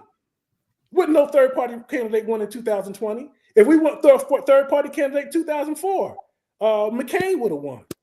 So we have to be able to be real be realistic about that. Let me say one thing though. Here's the issue. So even if those things were on Biden's platform, even those things were said, the problem is there's a certain wing of the Democratic Party, which I would consider to be kind of the purple hair. I call them the purple hair white woman liberal, right? Who really is more about pushing her own agenda with LGBTQ as well as trans rights, as well as the issue of abortion. So those things get kind of pushed out to the side, or those things overshadow this reparations, the other things you're talking about, which Biden may have said, which also Kamala may have talked about, because Kamala, to her credit, did mention something about reparations, or at least the idea of passing HR 40, I believe, to look at the possibility of it, right? But that completely went by the wayside. Folks ignored that because they kept pushing this other agendas, and that became drowned out. And I think what's happened is this, like what happened to the Black Lives Matter movement. It got hijacked by a new type of wokeism, and that wokeism really turned a lot of Americans off. Because let's keep it real, even those Black folks and brown folks and even progressive whites who believe in certain policies politically are socially conservative, right? And they don't want to have certain agendas or perceived agendas pushed down their throats. And so what happened is, I think a lot of that began to pull over the Democratic Party, and all folks could see is that, oh, they're talking about, I got to support this, I got to support that, I got to support my kid, learn about this in school, I got to support, this whole idea of abortion, I got to support that. So all these things, really kind of tainted. That's why I think you saw this migration. How progressive was the Democratic Party in the 1960s? Probably even less progressive. Right. But you get the Civil Rights Act in 1964. You get the Voting Rights Act in 1965. You get the Kerner Commission report. You get the Fair Housing Act in 1968. You get all those things. All those things. Why do you get those things? You get those things because of what? The SNCC. That's we don't have those now. And the thing is, Black Lives Matter is not SNCC. No. You know what I'm saying? And a lot of the woke organizations are not the Panther Party or SNCC. So it's a whole different. It's absolutely like, not. Yeah, absolutely not. They've taken the left has really lost its way and gone into a whole different direction that a lot of those folks in the 60s were not about. You know what I'm saying? Even though President Huey P. Newton did talk about the gay rights. I mean, they've always been progressive on that level, right? But that wasn't the overall agenda of the Black Panther Party. And of course, Chairman Fred could probably speak to that better than I can. So, but I think a lot of what we now see as progressive, and then also blaming people, personally attacking people if you don't agree with certain agendas, right? So a lot of folks began to get turned off with that. And I think we have to look at that realistically. I think that Biden, also because of age, didn't really emphasize those things you talked about, the reparations. So, he kind of let this group of women kind of just take over the party and move into a direction that a lot of Americans just weren't feeling. And unfortunately, they associated Kamala Harris with that, I believe. Well, I'm gonna come back to that after Chairman chime in. Right on, brothers. I just want to tap in, add in too. I think you want the streets. You want the streets too. That's right. Right on. And in fact, that's one of our mantras. We say, our office is the streets. Our work hours are 24 hours a day, 7 days a week, and our secretaries are those brothers and sisters you see out on those street corners. I think we should be real careful or cautious, like even the narrative, like the narrative relating to the colonizers' calendar and the colonizers to their definitions.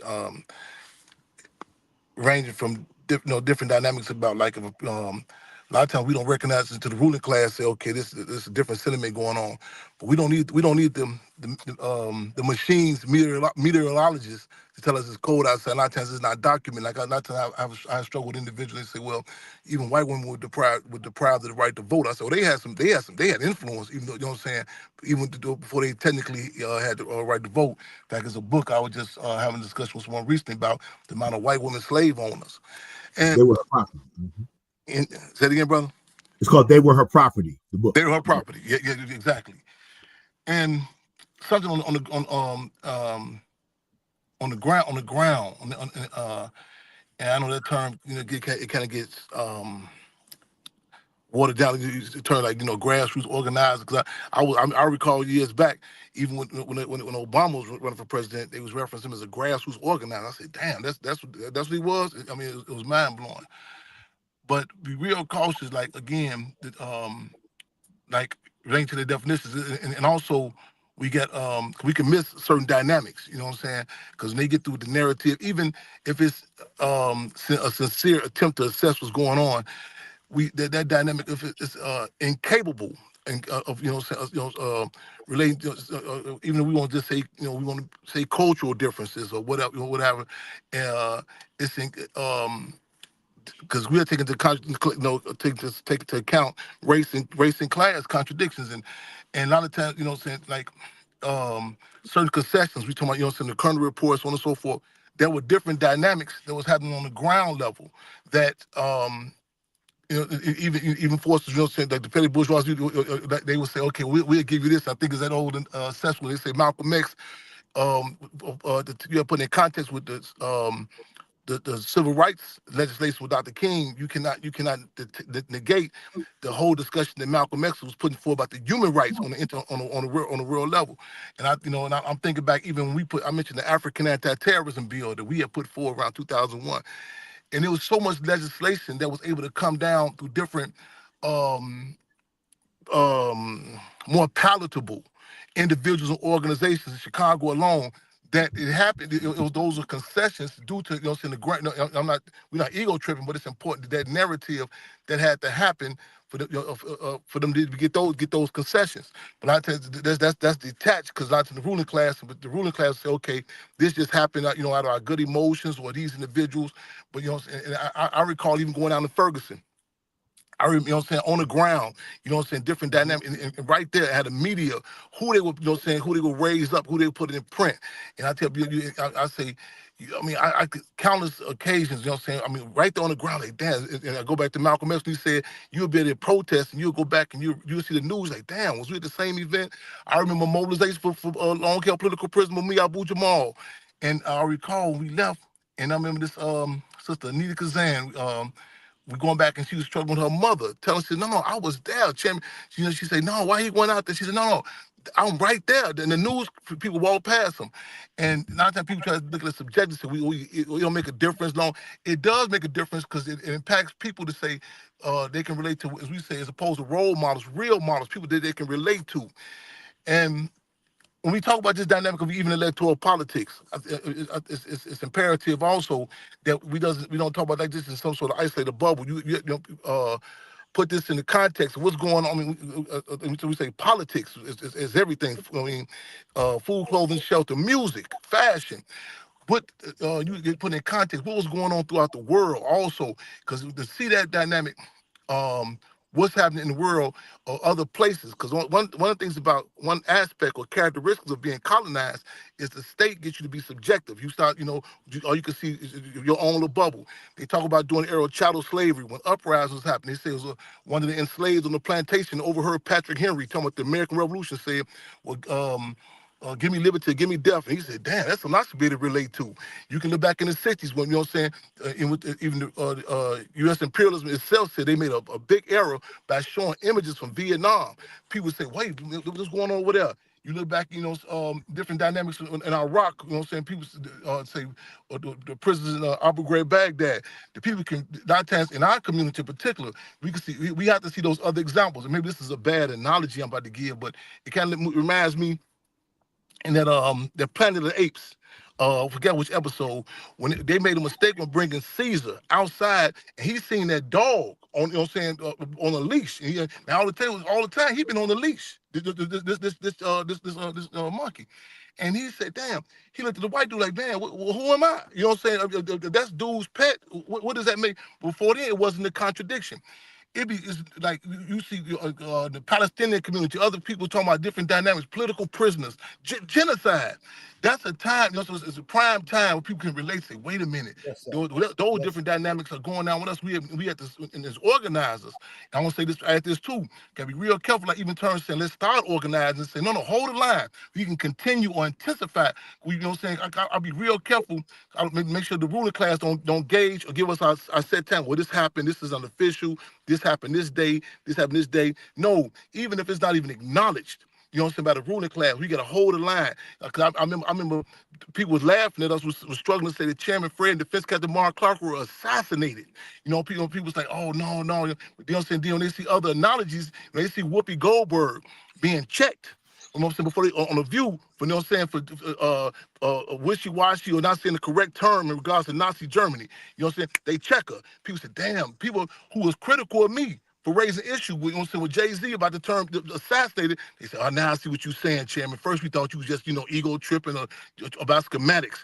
They have to see other communities hold it, but not till they have us in such a subjective bubble. Oh, you know what I'm saying? We be right there. And there's times, such like even like in Chicago, which is the most segregated city in the country. It was situations where, where people were coming into contact with the Venezuelans, Mexico, people. They didn't have, a lot of people hadn't even seen these flags. They never even knew about other races. It was the race question was to be so simplistic. They thought just black and white. You know what I'm saying? And it's times the issues such as the migrant issue, the different dynamics where people had to up their ante on, you know what I'm saying, on their political. They had to tighten their political muscle, and that's a necessary ingredient for change. Because in certain periods of time, you can sell a snake oil. You can come out there, give them entertainers at certain periods in time. That's cool. You people go for it. You bring them out there. You know what I'm saying? Give them an entertainer like in the movie 12 Years a Slave. Snatch the sister's baby. What do you say? He said, play the violin for him. Then there's certain stages you just take into account. People looking over the world and seeing other people ain't going for this. You know what I'm saying? People talking, no, we want some tangible resources. People are talking about different dynamics, like, all independence. Yes, sir. Come on. You know what I'm saying? And so those the whole thing about seizing the time, but you got to also make sure that you do not relinquish the history of resistance, the resume, and say, okay, we just not starting to organize. No, it may be acknowledged. In fact, we use the term with us, with the Black Panther Party Cubs, we said we the last call for alcohol. You know what I'm saying? They said, what you mean by that, Chairman? I said, we the ones that be in there serving the people when it's not fashionable. You know what I'm saying? When we be consistent. They go to all these other different entities and softball, palatable individuals. But I said, then he gets to a point to say, wait a minute, who is that right there? Who is that? Who is that? What is that organization out there? They don't look as pretty as the other organizations who we've been funding and supporting. They say, oh no. Chairman, I heard you do how you organize. No, we ain't just started nothing. We've been consistent, you know what I'm saying? Get your late pass, you know what I'm saying? And not tell the vanguard leadership, the movement get blamed, or maybe you didn't put the word out. People say, well, how did Kamala Harris raise all this money in a matter of days? You know what I'm saying? What we something we lack it. No. It's an ingredient that there are certain necessary ingredients that has to go for change that was missing. Because people's political pores have to be open to a certain stage. You can look historically throughout history. There are certain situations that have to happen. You know what I'm saying? But I just put a post up on social media a few weeks ago. I said I'm a revolutionary in reactionary times. I recall a situation, I'm gonna close out with this. When I was in the infamous Stateville prison, which we refer to as Deathville, and it was intense. Stateville was known as like the nucleus. This was decisions would come down from the different leadership in the joint, and they was coming down on prisoners intensely. You know what I'm saying? The beat downs, it was notorious. They was coming in the cells in the morning. You don't with your breakfast tray, or they gonna throw some gas canisters, tear gas canisters that come in there and move on you. And I remember in that cell, I'm reading A Long Walk to Freedom, Nelson Mandela. And I'm reading it. I'm pointing out my disagreements and agreements. I'm reading it, but then upstairs it was these brothers, and I just seen his brother the other day. Matter of fact, I seen him at a funeral. I was speaking there, and I say he remembered that. He said, "Man, it was upstairs, and it was different street organizations. It was some issue going on." And he said, Chairman, you went off on everybody. It was back and forth, and I went to the bars. I said, damn it. I said, man, y'all tripping over this. I said, they beating us down. I said, I envy a time and place. I was looking at the ideological struggles that the ANC was engaged in with the PAC and the Black Conscious Movement. I say, I wish we can have them type of struggles. I said, y'all tripping over this minor shit that's going on. And brother, he recalled that. Dude, it's gonna be a different. We got his social media, the barber shops, the pool halls, the mosques, the churches. The deal is during certain periods in time, it's a different sort of athlete. It's a different sort of. It's gonna see even right now. It's gonna be people it's certain conversations we can have on our dialogue now. That previous, you can sell them on trivial nickel, Jerry Springer shows, people back and forth. The stakes are getting so high, where people are saying they're gonna have to relate to something this type of dialogue. Now it'd be a disservice for us to say that this just started. You know what I'm saying? It'd be a disservice to say when this podcast just no. Some people is gonna be getting up into it, and they just can hear it now. Prior to this, you can engage. You look back at them certain. You look at them. Look back at the dog and pony shows. I mean, at the checking emotions, it's insane. But it's been selling for quite some time. This is the stage in the game. We can acknowledge these contradictions. Yes, sir. Well said. Well said. Yeah, we can never. Can I mention one thing? Yeah, go ahead, Arthur. So Bob Chairman Fred said something about ruling class, and that stuck with me for his presentation, because what happens is the Democrats, I think, don't realize they still represent the ruling class to a lot of people. And the ruling class, to me, at this particular time in history, seems like they are trying to manipulate what they perceive as progressive politics, but at the same time, they're chastising people if they don't necessarily do exactly as they want them to do. And folks don't like to feel controlled. For Obama would you say that's a mouthful, Arthur? Would you say, would you apply that dynamic to Mr. Obama calling himself mobilized for Kamala, and folks thought he was talking down to him?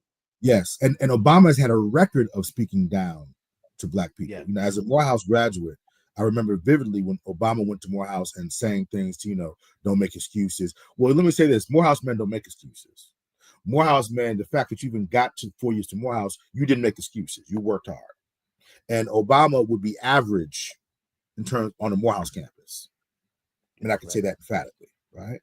Wow, so, one of the things that the mistake that Obama's made is that he's put himself out here as this figure talking to Black people only really around election time, or if he's trying to get some money for his foundation, instead of doing like how Bush 2 did, just kind of being quiet and going off into his rants. And the thing is, it seems like he's putting his foot in his mouth the more he does it. This is why I'm saying that the Democratic Party has become the party of Obama, because I really believe that since Obama was blocked so much in Congress when he was president to do certain policies, he felt he had to give the constituents who put him in office certain things, certain set-asides. Who were the constituents? Were they Black people? I don't think in Obama's mind they were. I think in his mind they were LGBTQ, as well as the kind of ultra-liberal, limousine liberal people who kind of gave money to his campaign. So he gave them a lot of set-asides, right? Because he figures, look, if I'm going to have a legacy, I really have to make sure they get what they want, because they really the ones who that's my base. I don't think Black folks are Obama's base, and I don't think he realized. I think he thinks we are, but I don't think we are. And I think he demonstrated that within his first 2 years when he started his deportation, his own run on deportation. Instead of facilitating people coming here who look like us, right, who would have naturally been his supporters and his base, he totally went in the opposite direction and that put them on a path to totally miss this moment where they're kowtowing to this backwards, racist immigrant agenda that Trump ran a truck through. Yeah. No, what's interesting about I saw a commentary about Trump and his crazy comments. Trump is interesting because I think, in a weird way, because he's from New York and because he's been around the kind of hip hop demographic for a long time, a lot of black folks, particularly black males, they support Trump. They've been supporting him even before, even though he had that thing talking about Central Park 5 and all that foolishness. I think there's a certain kind of authenticity they see in Trump they don't see in Obama or Kamala Harris.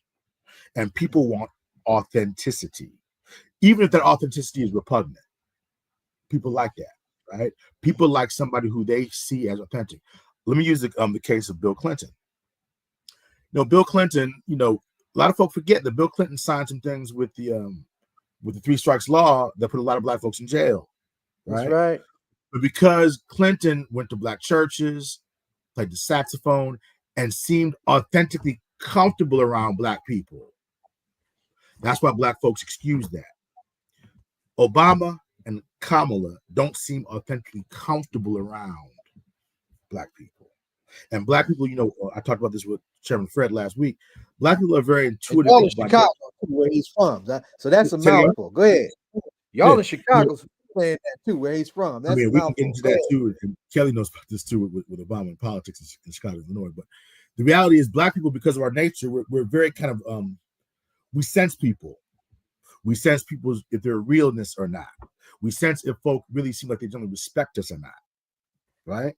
So I think that even despite what a Trump would do or Bill Clinton would do, they come across to some people as this kind of genuine thing, even if they say crazy stuff. I know that sounds controversial, but I think it's this intuitive spiritual thing that we have. So let me close out with this. I was talking to a friend of mine, and right now, one thing that didn't exist in 2016, which exists now, is this whole ADOS FBA movement, right? This whole kind of 88 African Americans or descendants of slaves as unique lineage. Oh yeah. I believe that the next black president or the black person who runs for president, I think that they will get the most traction if they are a descendant of American slaves. Now, this is the only time I've heard this being said in any commentary. Now, let me explain what I mean by this. Not so look at Tim Scott. I'm not saying that. I'm saying that there seems to be a desire amongst this generation, younger people, to have someone who they feel really understands them from the inside out. What I mean, that their grandmother, their great-grandmother, great-great-grandmother was also in this country, right? And they seem to want that. I've even heard Ann Coulter, a white conservative woman, say something to that effect. She was saying, look, this reparations thing should not be for people who are not descendants of slaves. It should be specifically for them, right? So there's even elements of the white conservatives and white progressives who see this point. I mean, I work at a place where you have young white people who are teaching, and I'm frankly surprised in a pleasant way about some of the things they say about and their knowledge of Black history, right? Particularly Black American history. So it ends up, I think, that the next national candidate that is launched, I think they may have a bigger traction if they can trace their roots back to American slavery. Because I think someone like a Kamala and Obama, Kamala grew up in Canada, Obama grew up in parts of Indonesia and this kind of thing. So even no matter how long they've lived among us, they don't seem to have the kind of authentic oomph, right? Someone like, for example, Chairman Fred may have, or Brother Kelly Harris would have, something like that. That's my TED talk. Wow. We got to start wrapping up. Hell of a conversation. We got a psychologist coming on behind y'all that's going to take this to a whole different place, I imagine, in this next segment coming up. Ed, you want to ask any final questions and wrap this thing up? You muted there. Yeah, so you all know that we are a political hip hop radio talk show, and so what are you guys listening to? What keeps y'all motivated, particularly in this time, right?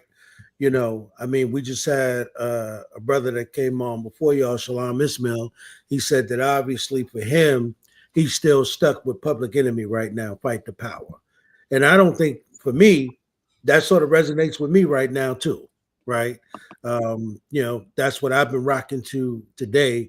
Just that whole vibe with Chuck D. What are you guys listening to at this point? Black Steel in the Hour of Chaos. All right. Go ahead. Public Enemy is always high on the rotation, right? Mm-hmm. But I mean, I would say John Culture and Love Supreme was always there as well. I've been listening to a lot of. I belong to the generation that not just created hip hop, but took jazz into the 21st century. I actually was a jazz DJ at records when I was there 1,000 years ago. So I'm the jazz head of this mix, and Train would appreciate your contribution, little brother, for sure. Right. Hey, on. let me say this. Go ahead. Next year, the 100-year celebration of Malcolm's birthday is going to raise a lot of contradictions again about this system, and hopefully we can use that moment to reconnect. And I think Chairman Fred mentioned it earlier, to a human rights agenda that Malcolm was pushing. And last comment, Obama and Kamala and others are running on deracialized politics, which most Black politicians run on. You're not going to get a radical Black presidential candidate or otherwise, a radical anti-capitalist Black, because if it ain't anti-capitalist, to me, it ain't, you're just talking about reform. So you're not going to get no radical anti-capitalist president in America as it is currently constituted. I'm already working on some of our stuff for the centennial. Y'all do remember that I got the Malcolm X Commemoration Committee. That's a whole another conversation. Chairman Fred, you want to give your last remarks? I look like he's in a public space that he might not be able to even hear us. Yeah, he's wrapped up. He's got folks putting their arms around him. He got to his destination. All right. Well, this won't be your last time coming back, Arthur. It's good to have you. I want to connect with you on another front too, on the EFI front, right? That's a territory that needs its own kind of organization and whatnot. They call me Baba Zaid for a number of reasons, and that's one of the reasons that's at the back of it. I ride with Malcolm with Islam, and I ride with the ancestors with Ifa. I use both, right? I got two swords in each hand, Can I leave my information? That's right. Okay, we'll make that happen. Frank, Chairman, give us we will doing the closing remarks. We have a ritual question. Everybody wants to know who you ride with when you want to get stuff strong on hip hop. Oh man, this might sound subjective, but hey, come on, man, that Panther Cub Pac, man, Tupac. No, that's right. All right, right on. Okay. We gotta get you back. We gotta get you back, little brother. So you got your hands full. Go ahead and take care of the people. Serve them body and soul. Man, respect y'all. It's an honor. I look forward to come back on there with y'all again. December the 4th. The 55th year. After the assassination of Chairman Fred and the defense of the Monclaw, we say, man, the ticket is going to be Hampton and Clark. Punch December 4th, 1969. The polls open at 12 o'clock on 2337 West Monroe / Chairman Fred Hampton Day. Register for resistance and reparations, struggle for self-determination, and vote for victory. There's, again, the polls open at 12 o'clock, high noon, 2337 West Monroe / Chairman Fred Hampton Way, west side of Chicago. Right on. Right on. The ticket is Hampton and Clark. Chairman, ride. All right, right on. Yes, okay. Indeed. Could I leave my information, Facebook, and other information? Contact? Sure. Okay, so no respect for Professor Kelly. I love all y'all brothers and yes, sir. sisters. Yes, sir. Yes, sir. Type it. Arthur, type it right in the chat right there, and we'll put I'll type it in the chat. It's Amaker. Let me go ahead. That's just my Hold on, I gotta go about a few. Hey, good seeing y'all, man. Thanks for having me on again. Good seeing you, man. As always. And that's my email right here. Please distribute that. Anybody wants to, talk to me, do consulting, all those things. So Right on. Okay. AI Day Amaker is my Facebook, and ADERT7 at hotmail.com is my email. Right on. Okay. All right. Pleasure to have you. God bless. Pleasure to have you. All right. All right. Good segment. Good segment. Okay. Now we've got our next guest, and we've got a surprise for our next guest. Brother Cleo, it's been a long time since we've connected. Welcome back to. We were actually on a different platform. Dashawn Farrar was one of my soldiers in the New Black Panther Party when he was a baby, and he's one of your babies, right? And we were on one of his platforms the last time. It's been a minute. It's been a minute, right? But when I you just in general talking about connecting with you, this one here, this my daughter, my niece over here, Dr. Letitia Sampson. I said he's my mentor, right?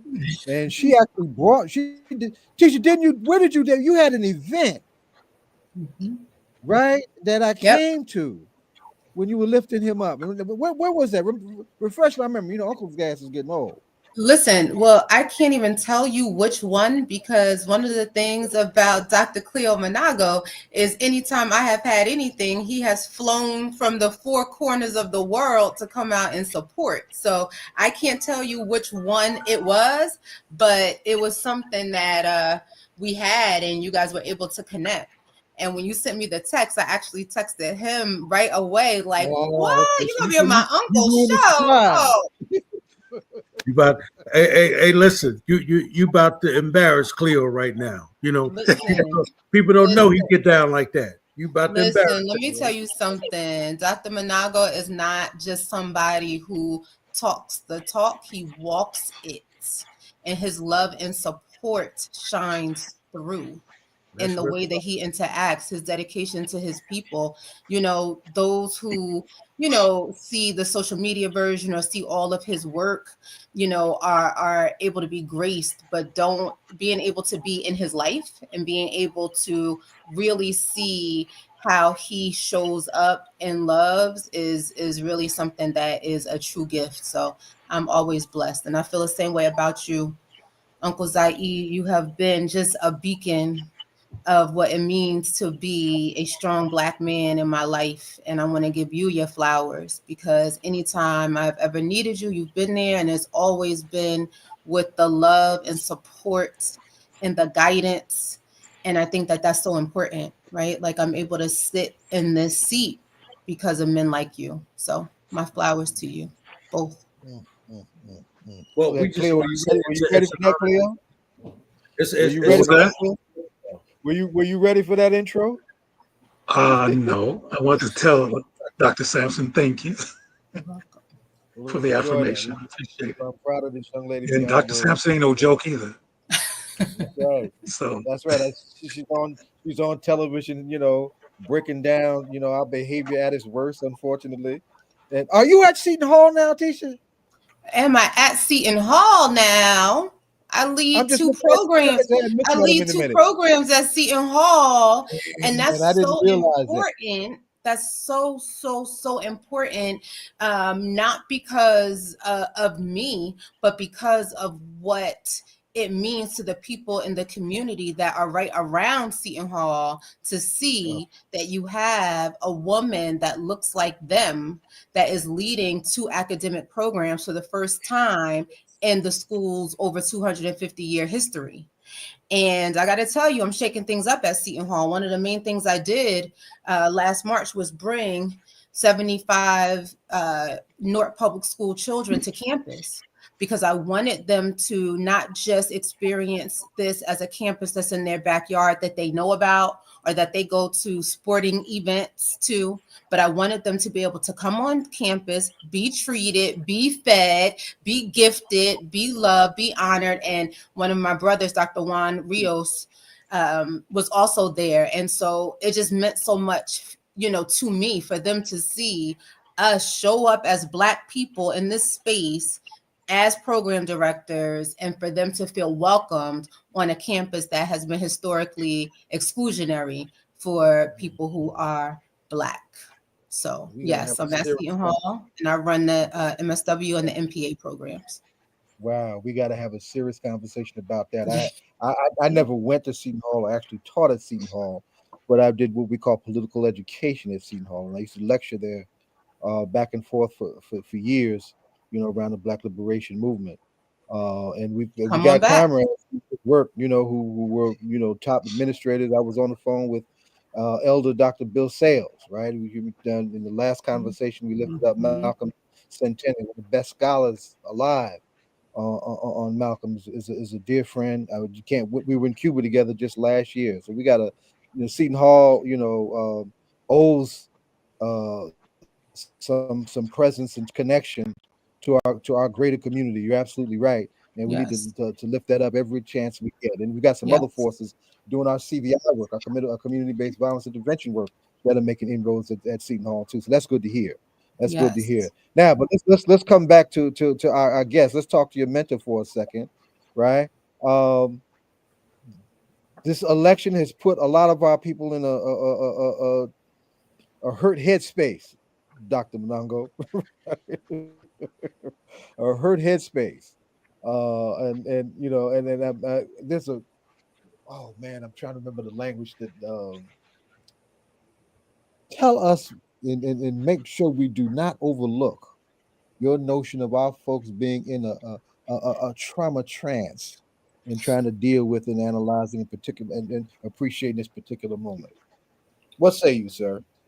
Well, thank you for the invitation, for inviting me. I'll talk about the trauma trance, but I'm going to contextualize it first and give what I think is an example.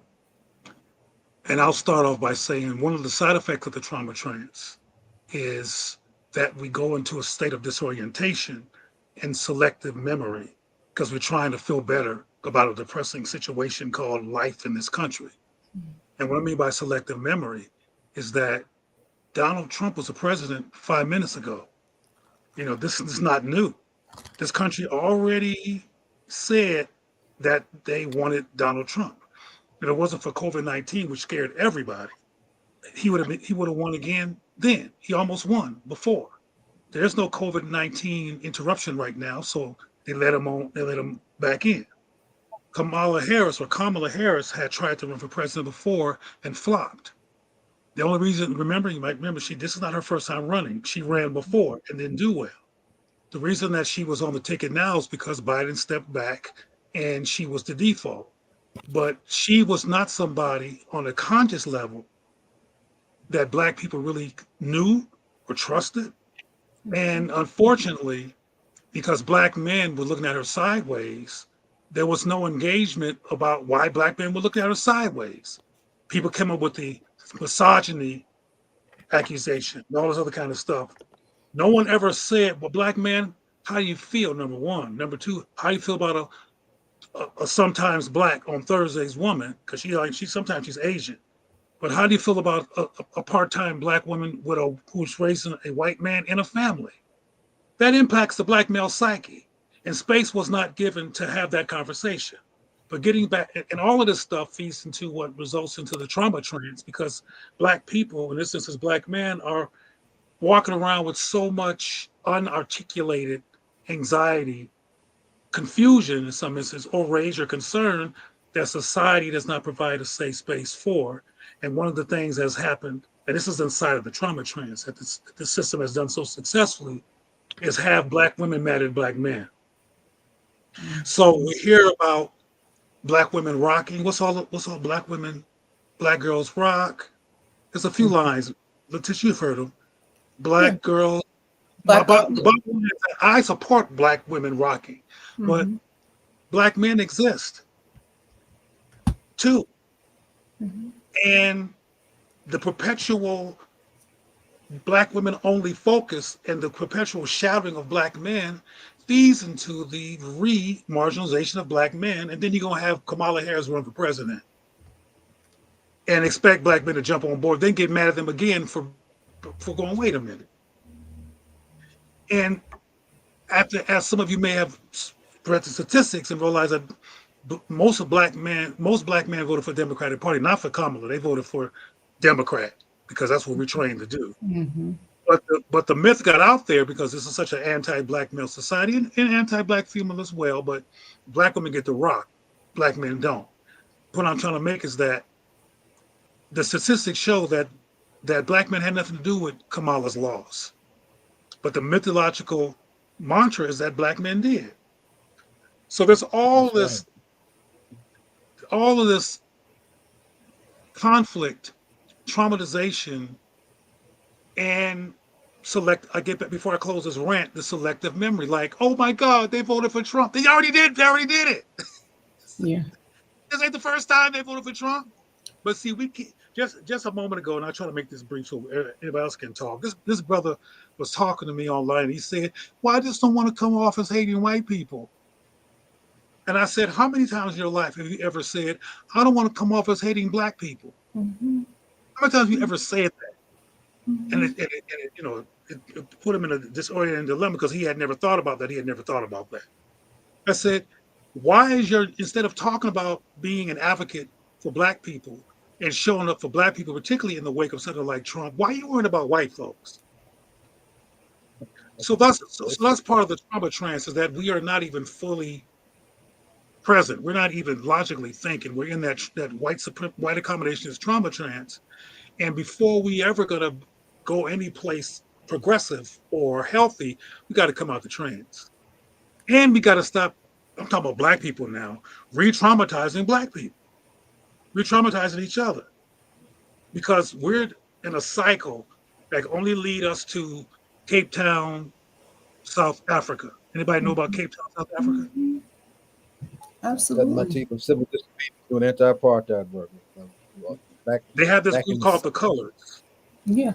For light-skinned, formerly black people who's chasing whiteness like a 14-karat gold carat because they don't want to be anything but African. Mm-hmm. And this is what's happening in this country. You cannot find a love story in popular culture, a sustained, reliable, always present love story between two black people in popular culture. But you can find a lot of people, including who are famous, like Serena and Venus, etc., and Kamala Harris, and that woman who just got on the Supreme Court, who have proven their love for white people, which is why they are in the positions that they're in. And I think Dr. Manago, one of the things I think we also have to mention is that, Kamala Harris's track record, especially as it relates to her stance on criminalization, incarceration, etc., also is why people were like, no. I think that people like to wash some of that away. But, Kamala Harris was vehemently against Black mothers as well as fathers with these, ridiculous truancy laws and putting people away, the marijuana laws. So we have to also, bring into view that people were not just against her because she's a woman. I'm a woman, right?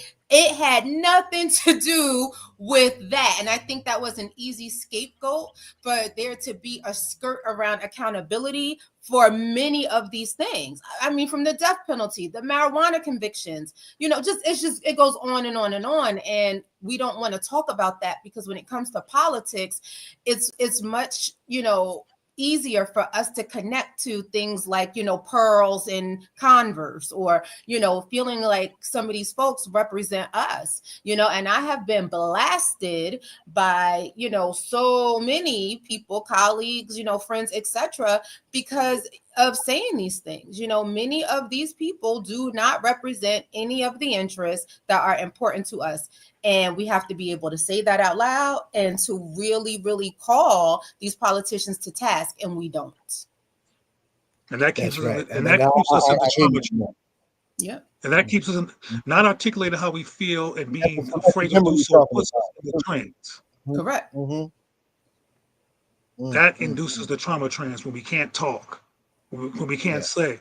When Letitia, who is clearly has a brilliant mind, says what she feels, and people look at her sideways. It's like she didn't stop being brilliant because she disagrees with you. She's still brilliant with her perspective. That's not yours. That's right. That's right. But but a lot of us are shut down. But I'm not shut down, and Letitia, she's not shut down. So I'm still here, you know. But I walk past a whole bunch of scared Black people, or traumatized, or entranced Black people who want a proximity to whiteness. And I think that that's the other part, right? These candidates, if they were my complexion or Dr. Manago's complexion, wouldn't be candidates. And we have to be able to be real about those things too, right? And that's not to further perpetuate colorism within our communities, but we have to also understand acknowledge that it exists. That it is the reason why, right? Like if Barack was a shade darker, he would not have made it into the Oval Office. If he didn't have that white mama, he wouldn't have made it into the Oval Office. And if Kamala had any of you brothers as husbands, she would not be, you know, the VP. And we have to be able to say these things. You know, what I don't like is this transition where it's about the misogyny and the sexism, and it's not about the racism. Okay, like we have to be able to really prioritize what is the biggest issue. And again, this is coming from a woman. I have experienced sexism at every turn, right? And I am not saying it's not a real phenomenon.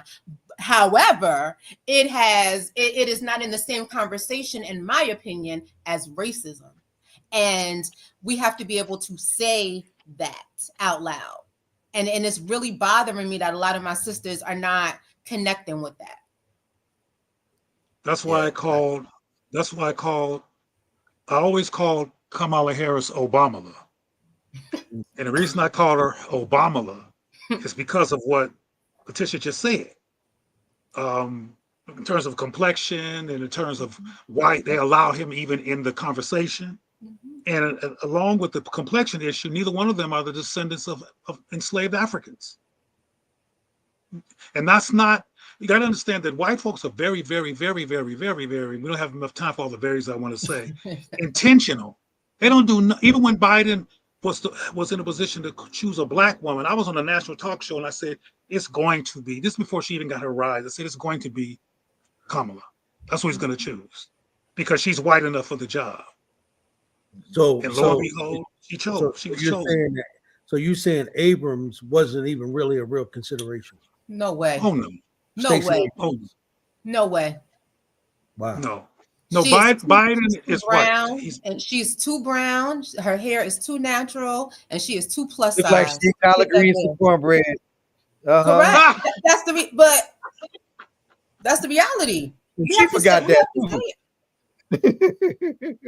even though Stacey was as brilliant as she was, you know, and of course, from what I understand, Biden's wife had a problem with Harris because she had attacked him when they were debating. Y'all remember that? When she said that, you know, he had something to do with the fact she was riding a bus and so forth, that he voted for that. And the wife didn't want her, that even though the wife had a problem and she was as brilliant as she was closer to being white than this sister was closer to being white. And that's what got her on the ticket.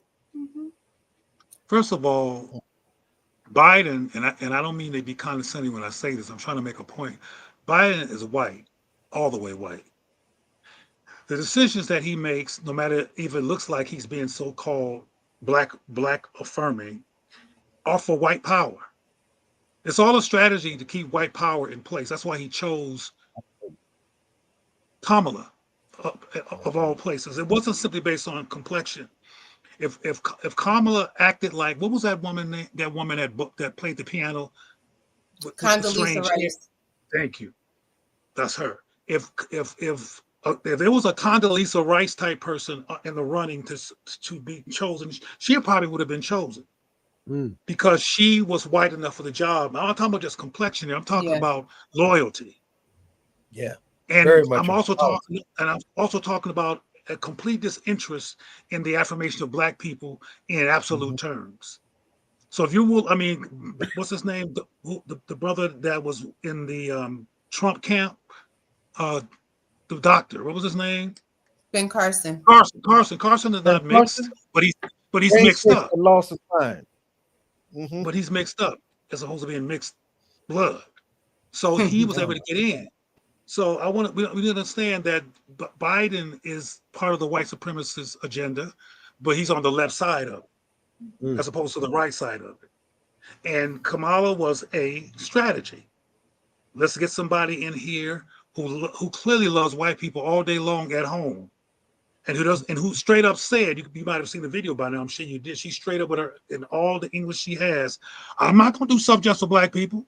Remember she said that? Yes, she did. She got all kinds of feathers in her caps among white supremacists when she said that. You might know that one of the leaders of the white supremacist movement in this country endorsed her.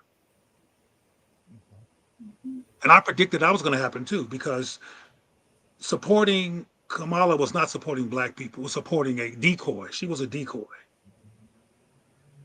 So you weren't surprised at all by what just happened on Tuesday? I was not. Absolutely not. You know what I said? I said I should have bet people I would be rich. I told at least 50 people he's going to be reelected. And everybody was like, no way, no way. And I'm like, okay, where have you all been? Of course he's going to be reelected. It wasn't even a joke. It wasn't even like anything to think about, because it was just obvious. And that's what I'm saying. It's so sad that it surprised so many people, because it's like, where have you been? What is still going on every day in the lives of Black people? How are we still treated all day, every day? Her running and getting endorsed by celebrities and, sports figures and all of that, and getting money for a campaign does not change our everyday Black existence and how we have been and are treated in America. And we cannot walk that down when these people are in these places and spaces and act like we have forgotten. And that is something that we tend to do when they put these, as Dr. Manago said, decoys in our faces. It's about emotionalism. So brother Manago, let me ask you this question. I heard this today, right? So I was watching MSNBC and I heard a white lady say this. What was her name? Her name is she's one of the journalists on the show, and she said the problem with the message that the Democratic Party was espousing for Kamala, she said, was targeted at her. It was targeted at white women who live in the suburbs. It wasn't necessarily targeted at Black women. It wasn't targeted at Black people. It wasn't targeted at Latinos. It wasn't targeted at their base. Huh? It wasn't targeted at their base. Yeah. They neglected their base.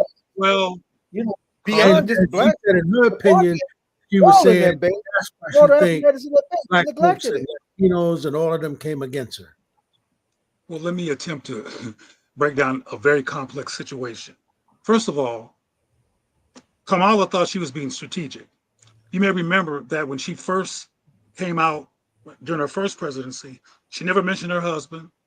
He was never around.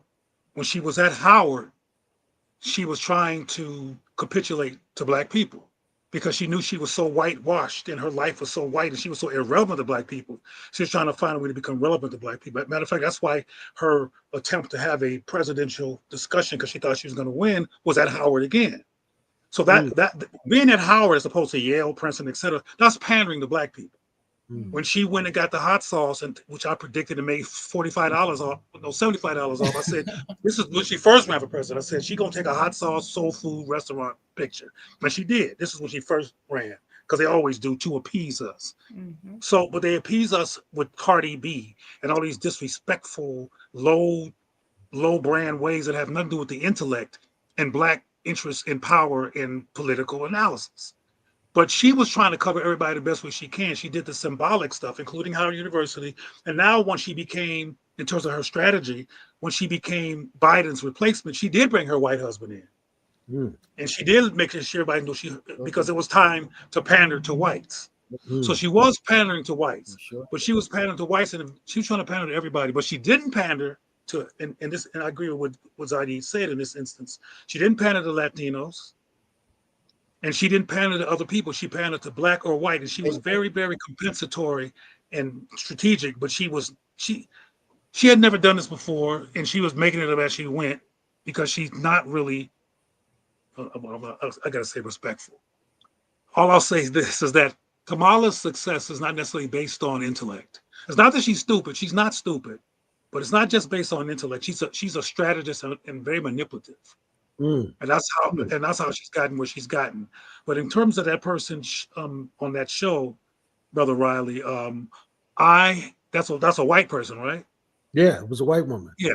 So a white person is speaking through their lens. I'm speaking from a larger lens where I saw her trying to pander to everybody who she thought made a difference. She needed some black legitimacy and she needed some white legitimacy. And she forgot about the Latinos and Asians. So a very diverse Latin American population in this country too. And that requires some real work. But that requires. I'm sorry. Yeah, I'm gonna tell you, she really just messed me up in the aftermath of the election. How dare you go to one of our most respected historically black universities, and in the moment where we needed a statement of grace, when loss was real, she was nowhere to be found. All of our kids are out there waiting for her to say something. Like what do we do next? Even though we got to take this L, she was nowhere to be found until sometime later on in the next day. I was hugely offended by that. You don't do our kids.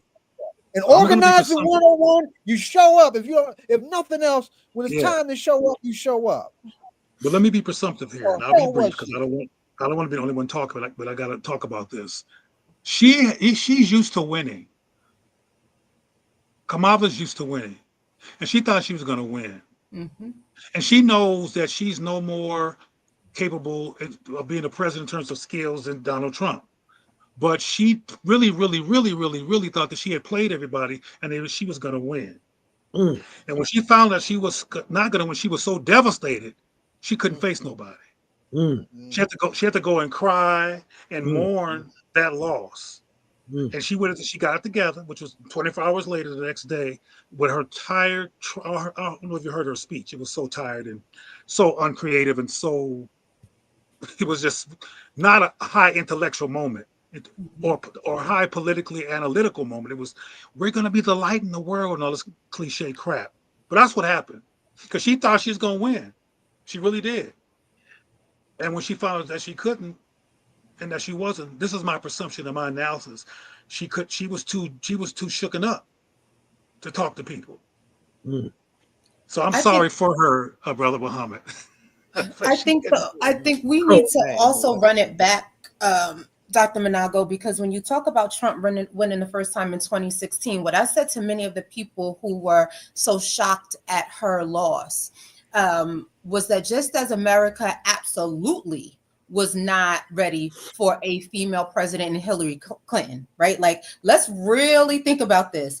If Hillary kill everybody, as you know, Clinton could not win. No, but like seriously, like that's why I don't understand like the devastation. If Hillary, white through and through, Clinton could not win, what makes you think that you was less than automatic? 10 years later? I mean, like, it just was nonsensical to me. It really was. Well, there's some more nuance here, and I'm a very contextual person. I agree with what you just said, Dr. Sensen, but there's another nuance here. Another reason why Kamala thought she was going to win, and some of the people thought she was going to win, is because Donald Trump is a felon. Donald Trump had been caught doing all kinds of stuff. His school was found out to be fraudulent. He did everything wrong that you can think of that made people think that he's too stained to be the president. And Kamala thought that, oh man, I didn't hustle. I'm not going to use that word. I have pursued many offices and I've been successful. And now I'm going to be the president. She really thought that was going to happen because she doesn't have no analysis of white supremacy methodology. Correct. What she doesn't realize is that this country was started by felons. This country was started by people who got put out of court in England. This country was started by people who broke out of jail, who came here and slaughtered. They were sociopathic, who came here and slaughtered the original people that were here, gave babies quilts full of smallpox. I mean, that's sociopath. That's psychopathology right there. Mm-hmm. So Trump is not a strange character to this country's who this country is. He's a norm. So felon don't mean nothing. None of those things mean anything because white people who are in power change the laws. Just like, for example, as I said in one of my comments that I wrote, when they kill a black person and there's a trial, white people typically acquit the murderer. With video evidence of the murder, they still get off. So Trump gets to get off too. He was acquitted too by this country yesterday. Mm-hmm. And if we have a critical analysis, we won't be so surprised. One of the things I hope that we talk about before the show is over is solutions, because we got to teach our children and each other what critical analysis is and how to have a working knowledge of the components of living in this country, and stop being like this brother I spoke to tonight who was so worried about, but I don't want white people to think I hate them. And I'm like, why you give a damn about what they think about you and whether they hate? Why are you not concerned about black people being hated as opposed to white people hating you? Or you being, let me get that right, as opposed to you being worried about them seeing you. They're not even around. They're not even here. It's just me and you. We both black. And you worried about what white people gonna think that they hate you. I mean, that white Jesus myth is knee deep into our psyche, and we need to use our time and our efforts to do psychological, political, and social change surgery on the black psyche, because we worried about the wrong stuff. Mm-hmm. And there were pictures of Kamala with, I'm sure you've seen the AI pictures of her standing next to Malcolm X. Did y'all see those pictures? They had her standing next to Martin Luther King. They had her. Wow. Recently. I mean, before the it's so offensive. Before the election, they had her standing with Harriet Tubman, and I'm like, wait a minute. Wow. in these, I'm like, how you going, Harriet Tubman? Don't get me started. Anyway, y'all know. We should have been offended, but we're too traumatized and entranced to be offended. But we should have said, wait a minute. When Biden called Cardi B as a political conversation for black people, they would never have called Ozzy Osbourne in the studio for a white perspective on politics, or Jackie Chan from the Asian community, an actor, to talk about politics for their people. They call in experts. We called in Cardi B. We got to come out the trance so we can have enough sense to be offended. Even Kamala Harris was offensive to black people. Yes. She was offensive. But we run behind her like she was a goddess because we're so desperate and blind. But we can see, I mean, black power is always dormant under our skin. It's still there. It's dormant. We just have to wake it up through analysis. Now, having said that, one of the things that we appreciate about you, little brother, is this. Right, I want you to talk about the inspirations for you to go into the field. I work in community-based violence intervention, which is going through a transformation of the social work profession with black women, right? But what I'm trying to do is tell brothers, especially our justice impacted brothers, if you can get access to those credentials, you need to be going into the field, because we the ones with all the problems. We the ones getting hit up against the head, doing all this time, breaking up our families, all of that. We need to be out front of the whole question of healing ourselves from the harm. And whether then you stand on our black power psychological tradition, right? I want you to remind folks about that tradition in the few minutes that we got left. Well, my impulse to do what I do, it's not inspired by a tradition that I'm aware of. It's inspired by logic. Thank goodness I was hardwired not to go into a trance and normalize the dysfunction that was in my own family, the self-hate that was right next to me in the next bedroom, and all the anti-blackness that I saw in close proximity in my community. Even as a baby, I was going, WTF. Y'all know what that means, right? I was like, as a child, what's going on here?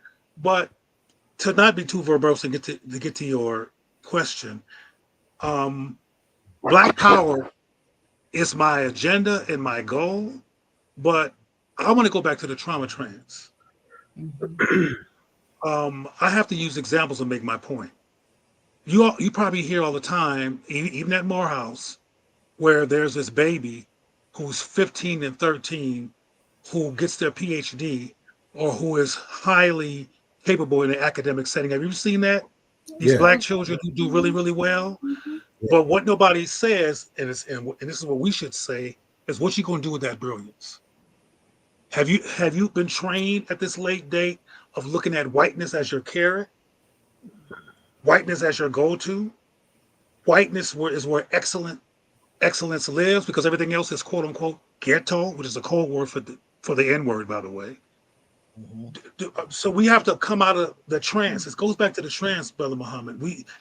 If you give, it's kind of like, remember way back when what's her name, Nancy Reagan. Remember when Nancy Reagan said say no to drugs? Remember that?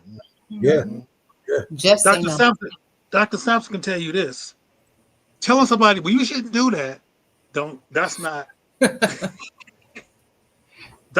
gonna make them not do that. Whatever led them to that behavioral point, deconstructing it and teaching them how to navigate and learn about how they came to be is how we get them to go further, because now they're able to manage their challenge instead of being challenged by their challenge. And that's what we need as Black people, including these academics you're talking about, or potential academics. They think that when I used to be a cultural consultant for the faculty of a historically Black college, which I won't name because they'll be embarrassed. During that 3-year process,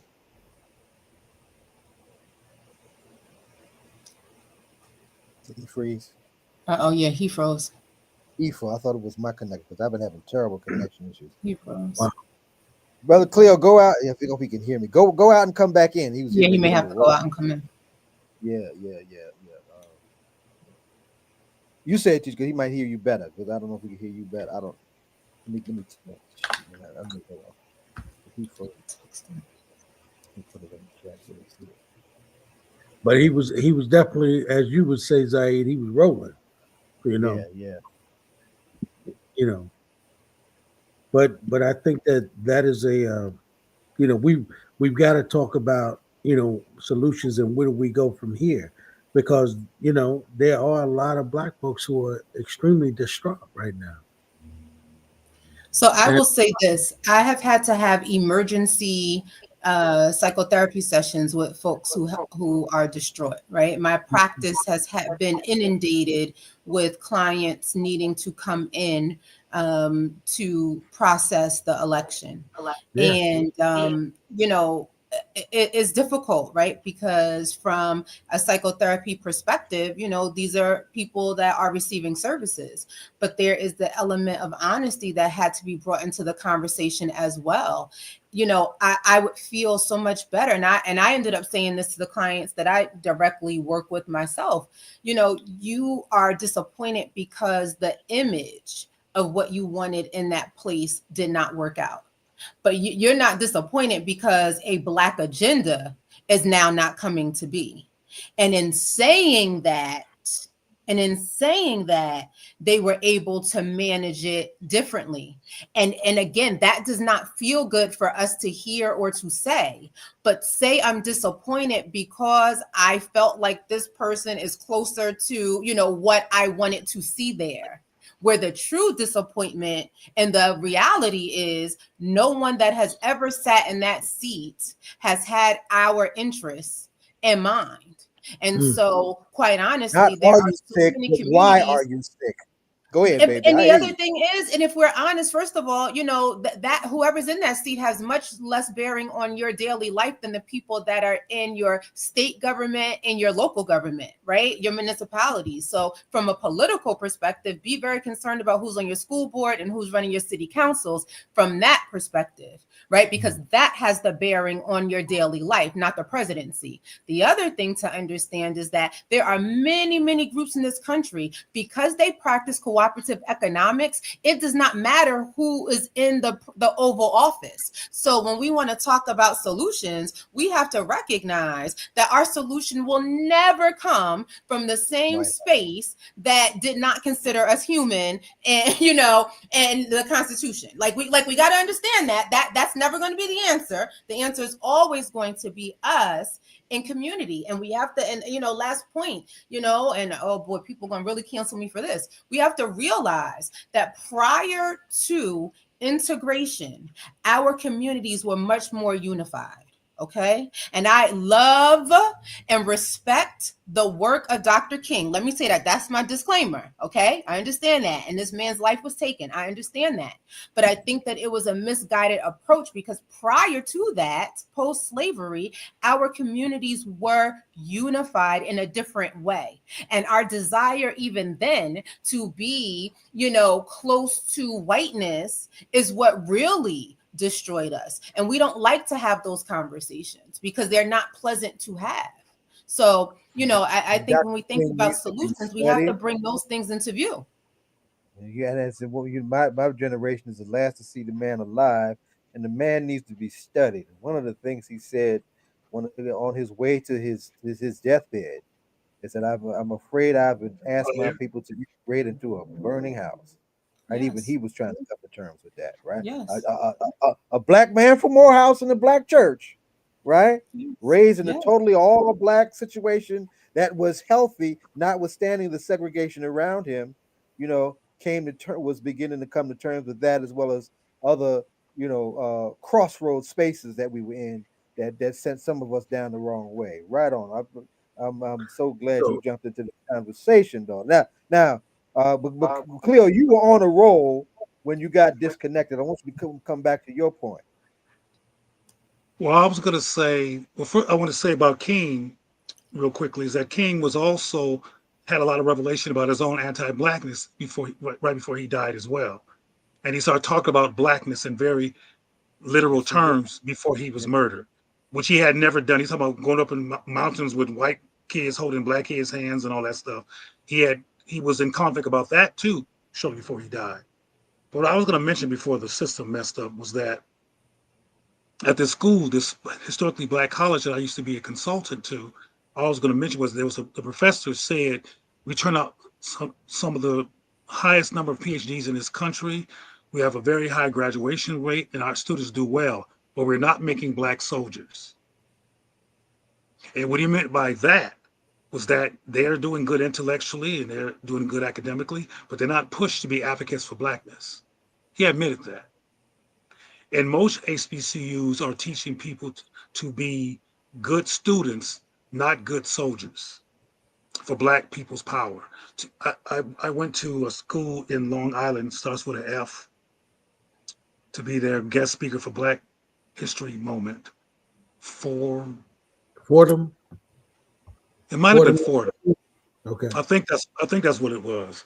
Mm-hmm. Anyway, I was invited there by one of the professors to talk to the black faculty about inspiring black students to invest in blackness and not get their degrees and go run into white folks, because that's the destination where excellence live and the perfect life is and all that kind of stuff, and how we have to create perfection among black people, for black people. But anyway, that's all I was going to say before it went away earlier, was that this professor said that we don't create black soldiers. And I was talking about the importance that before the show is over, that we talk about solutions, right? Because we can analyze things forever and talk about the irony of black people knowing that this country was capable of voting in Trump and then being shocked that he voted him again, and then thinking that somebody like Kamala, who already lost a presidential election in our face before, was going to suddenly be the president. Then when you consider what Dr. Sampson said about Hillary couldn't even do it, you expected her to do it. It's like, it's time to talk to parents and the guardians of black people along the age range about having a critical analysis and being a realist about where we live and to make some decisions. Do you want to become like the people in Cape Town, the coloreds, that in about 20 years we're all looking like Barack Obama, or we want to invest behaviorally, like we have some self-respect from a political, sociological, academic, and every way you can think of in the survival and the self-respect of Black people? And are we going to care about Black children? Because what I heard when I was young, and I'm sure some of you all are enough of age range have heard this before, and Dr. Sampson's heard me say this before, that one of the most popular mantras that our children hear is, you got to work as hard as a white man, or double, what's the whole thing? You got to hard as a black man to get half as far. Yes, right. That's a well-meaning mantra, but what's missing from that mantra is the reasons why. And because we don't discuss the reasons why, it implies that we're twice as bad and we have to make up for it by working twice as hard. What should have been said was, you got to work twice as hard because white people be tripping. They be tripping. They have an inferiority complex that's lethal, and they will see you being beautiful, like Jeffrey Dahmer's victims, and see you being vital and be mad and want to destroy you because they feel self-conscious in your presence. They got a problem, baby. So you have to work twice as hard, not because you're inferior, not because something's wrong with you, but this country was built and started by people that have some issues. Now, if we told that whole story to our children, it'd be the equivalent of the never again mantra that most Jewish children get. I mean, and that is why something that did not even happen here, we pay reparations for, right? Because that never again is a serious perspective that they don't play around with. And we don't have that. They don't play with that. If you violate that, you're jailed, canceled. It's a problem. I mean, how many examples have we seen of that? And we don't do that. We don't hold that same level of accountability. You know, there was a comment that came through and it said, well, you know, Kamala was a strategy, not a solution. And, you know, to that brother or sister, I guess what I would want to know is a strategy to what end?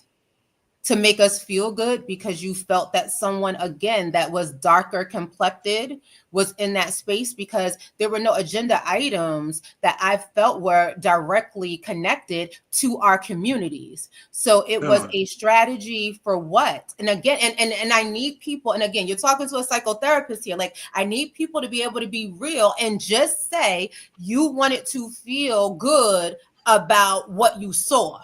But you're not going to tell me that there is strategies that we lost out on, because like name one strategy and I'll, you know, shut up. But you can't, because there was no specific agenda that would address any of our health issues, you know, any of the things that are going on in our community in a succinct way. It was a lot of pomp and circumstance that was really baseless. And we got to be able to tell the truth about that. Right? Like, come on now. You know, tell the truth. It's not the lies that other people tell you that make you sick. It's the lies you tell yourself. And that is why we are hurt the way we are in our communities, because we're not ready to really come face to face with some of the truths. But remember when Kamala called herself having a black men's at the 11th hour? Yes. She had this black men's and black men, well, most black men I know were like, wait a minute, at the last minute, so you desperate to get us because you heard we're going over to Trump. Now you chase around a white man every day when you get home, suddenly have a black male agenda? Come on now. That was weird. You guys saw that, did you? When she had the black male thing that she did? She actually went to a barbershop. She actually had a meeting in the barbershop. Yeah. Did she have hot sauce when she went to the barbershop? Go there. Don't go there, but I'll go. No, I didn't see that. I mean, I was so dismissive. She did. She had a meeting with brothers in the barbershop. I didn't know that, but I don't care. Was her white husband with her? No, it was just her. Of course. Yeah, she didn't bring him. You know, she didn't bring him. I think that first off, I can appreciate, what you saying, my dear sister, with regards to us not wanting to confront what the truth is. I think that is probably what most of us are struggling with, right? Because we like the idea, right, of having her as the president, right? But the truth is that most of us, right, had problems with her, right? Whatever those reasons were, be it be her her white husband, be it be whether she was black or Indian today, right? Most black folk would say we all had some issues with, yeah, and we couldn't really figure that out. But Brother Manago, let's talk about then the solutions, but really let's talk about how do black people just get over this and then just move on. How do we do that? Because that I don't know if you noticed, but a lot of university professors actually canceled their classes so that they could go see people like Dr. Simpson and actually get some therapy. So how do we get back to business come Monday? Or you want it to be done by Monday? Okay. I'm gonna get them the weekend. They got to go back. Their black asses got to go back to work. That's right. That's right. Well, I'm glad Monday's a holiday. I'm glad Monday's a holiday because we need at least 3 days.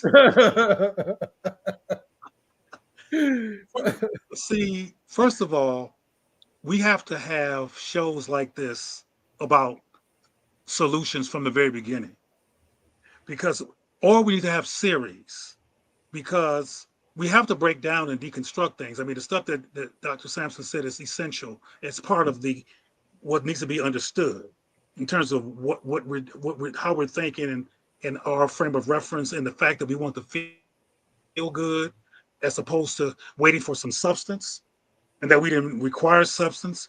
So you won't shame black people. We need to put black people in understanding of why we do what we do. And that's why I go back to the trauma trends. We have to, on a mass level, at a scale level, be able to have conversations with black people where we talk about trance breaking and come out of the trance. Because see, one of the side effects of the trance is that you're so disoriented that you get excited about symbolism. You don't need substance because you're not even fully substantially present yourself. You're in a trance. And what a trance is a being barely present. You're just floating. You know to eat when you're hungry. Your human senses are responsive, but your psyche and your interworld is not fully present. So you want to see a woman who's called black, who doesn't talk about black people, but she's not Donald Trump. And like Dr. Sampson said, there's this dysfunctional comparison that's being made, as opposed to asking for substance. We have to take a look at why we do what we do.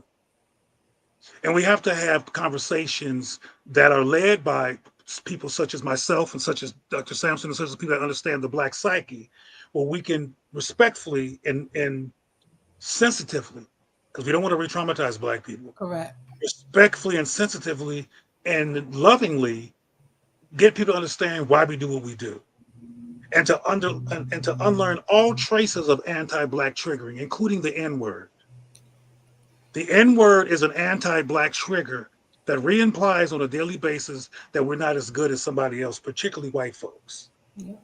And when you hear black people say stuff like, I'm reclaiming it, a lot of people don't ask them, you reclaiming it, why? What's the outcome? Mm-hmm. And I've been on college campuses and other places when they said, well, you're an old man. It don't mean the same thing it meant. Well, I said, okay, we've reclaimed it. We've reframed it. I stay very, very calm, not to get mad being called old. I stay very calm. And I say, okay, let's look at cause and effect and outcome. You've claimed it, and now what? Mm-hmm. You've now taken the word and rebranded it. Now what? Well, now you can say it on the radio. And right? I'll say, I'll warn them. I said, I have to cuss. I said, I'm not a cusser, but I got to cuss to make my point. I said, what if I called you a dumb motherfucker? Would you rebrand that and reclaim that and make a t-shirt? You would resist it and said, hell no. You should do the same thing with that word that came from your oppressor. It's not a black creation. It came directly from your enslavement. It is not sane or functional to use that word. But I understand your emotional attachment because you're in a trance. Mm. When you're in the trauma trance, you're not present enough to even know when to be offended. Because you're glad to be there because you're in a trance. Getting back, I don't know about doing it by Monday, but I can tell you that from a strategic perspective, the core work is trance breaking. Because we're going in how many years now, how many centuries now since the traumatization started with no real intervention? Yeah. It's become culture. That's right. Rape, black rape has become culture. Yeah. 1555. Have you listened to the music that our children listen to? Yeah. Oh my God! We got work to do in terms of trance breaking. The music is made by entranced, clueless, non-analytical analysis happening, subjective young black kids who don't know what time it is with a beat going. There was as we wind up, there was a brother, I can't call a brother's name out, and it helped me if you can remember his name, that's got a book out on the history and the reappraisal of historically black colleges and universities, and and is there a class struggle going on within those spaces over the very thing that we're talking about? Are our historically black colleges and universities helping us break the trance, training us No. to be race men and race women the way once upon a time they did, right? Or are they just preparing us to be the next iteration of Negroes that are acceptable to white folk? One of your participants just put up a very powerful question. I don't know if you saw it. Mm-hmm. They said, I'm not feeling this show because I was supporting Kamala because of anybody but Trump. That's what just came across the screen. Mm-hmm. A lot of folks felt that way. Mm-hmm. And I think we should address that. To me, and I don't mean to offend them, but to me that analysis is still a trance analysis. Because like Dr. Sampson said very clearly, there was no substance. So you either have a white supremacist or a sometimes black person, which is offensive to black people, who is wrapped in whiteness, who doesn't have black people's back, be, in theory, because it didn't happen, the president. Those are some horrible choices for black people because black people couldn't, quote unquote, win either way. I mean, she was straight up manipulative right in our face when she did the barbershop. All that stuff was manipulative. From her whole history, including the history that Dr. Sampson just broke down, she's never been present in black communities and black spaces to actually engage black people as part of how her life operates. So here she comes with the hot sauce and the barbershop and the last minute attempt to get black men not to go to Trump because of the propaganda about that. There was no substance there. So I understand the theory of not Trump, but if I was in charge, which I'm only one little person living on the planet, I would say, black people, let's organize. Vote for who you're going to vote for, but let's look at these offensive choices that they're giving us and understand that we can participate in the voting situation if we want to, but this is not where our salvation is. Correct. Our salvation is in our own hands. Never has been. Yes, right. Mm-hmm. And we have to say that and make that be then better than what they're doing. This person says better than the fastest. No, it's not, in my opinion. Anti-black with light skin and a white family, and anti-black from Trump, I don't see a big difference personally. Given what I care about, I don't see a difference. I think I think Biden is a fascist. I think supporting Kamala, of all the black people that he could have supported, was fascist. I think him saying if you ain't black, you're not black if you don't support me, was racist and fascist. Let alone his history with the industrial prison complex that he has. So I think it's fantasy to think that Biden, the Democratic Party, even the Congress, any of that is going to help black people. I'll close with this to make my point. They have been killing black people, particularly black men, but black women too, but predominantly black men, the police department. Nobody, including Barack Obama, including the perpetual Black Congress, Congressional Black Caucus, none of them have stopped that. None of them have come out in our communities in demonstrative ways and resisted injustice towards Black people in demonstrative ways. What's the difference between that and a fascist? I don't see the difference.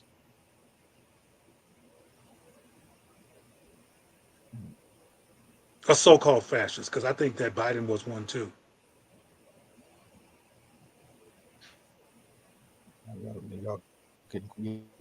It's radio. Y'all getting quiet. Y'all got to talk. no, well, I've been talking a lot, but it's like, what? That's what she said. Yeah, why all this light skin talk, good brother? I'm light skinned. You're offending me. I'm not laughing at you, but I'm sorry. I didn't mean to laugh like that because I don't want you to think I was laughing about your comment. I was laughing because that's probably Kafele. He's one of our decorated educators out there. My question to this person would be, why would you be offended by me talking the truth about Kamala? Yep. I got light-skinned people in my family. I mean, I have nothing against light-skinned people. There's light-skinned people in Africa who got 2 Black parents. We produce everything. Mm-hmm. So I'm not mad about Kamala being light-skinned at all. Kamala was part of a white strategy. I'm talking about the strategist. Kamala's is just ambitious. I want to be the president.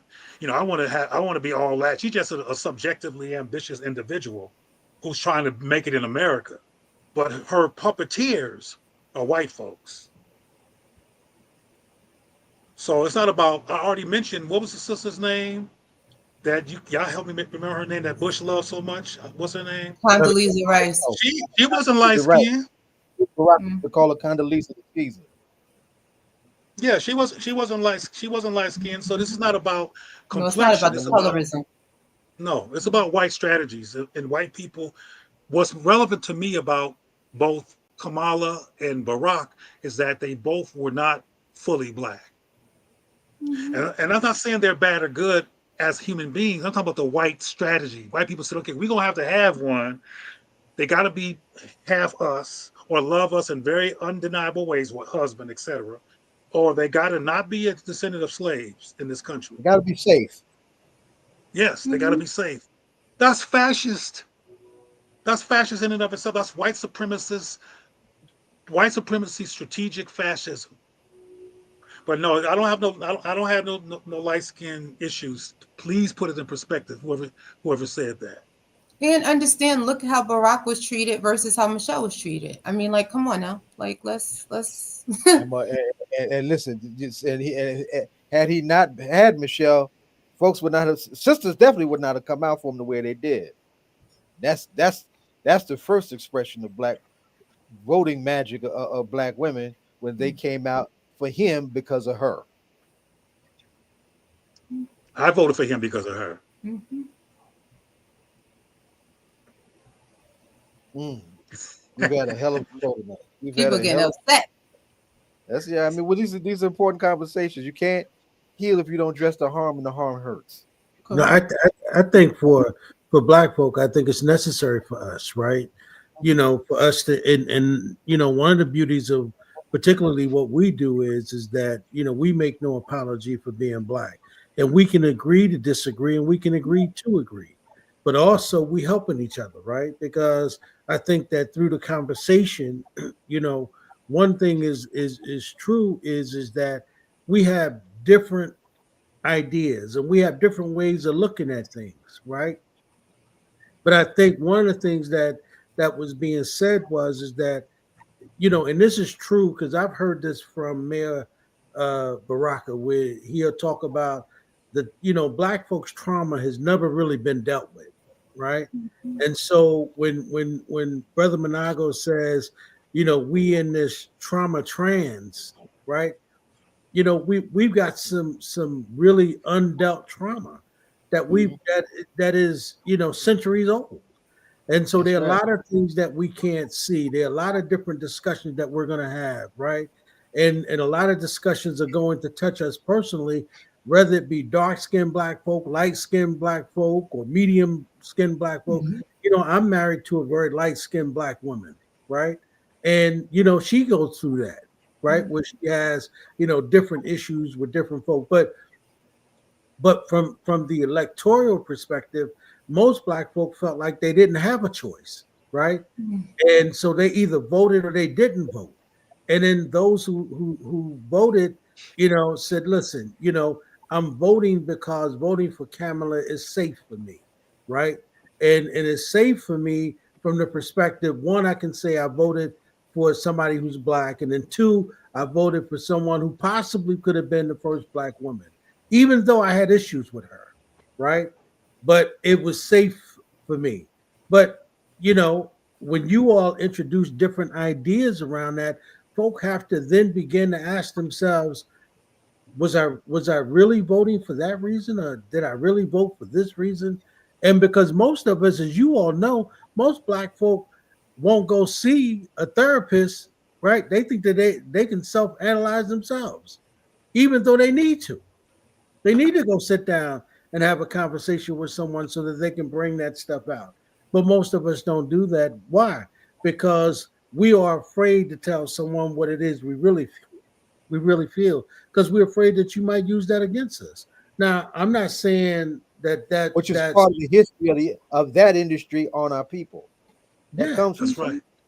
Yeah, and we have a brother, brother Michael, who comes on, right, who has a men's group, and one of the things, you know, he talk about all the time is us being willing to be vulnerable, right?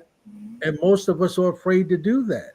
So we can never get to the healing stage because we're afraid that if we really tell you who we are, you're going to judge us before we get to that point where we could really find that place where we can be healed. And that's difficult for us. Right. But this can be surpassed. I mean, I'm lucky enough to work in a community center where we have wellness work for Black people.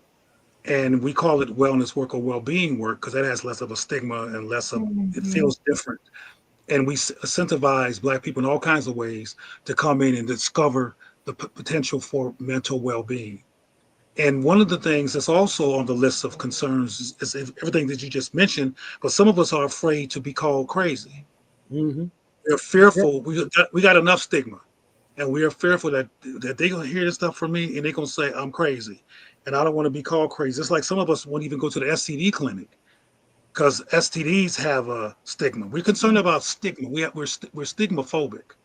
And stigmaphobic is not simply some irrational, ridiculous thing.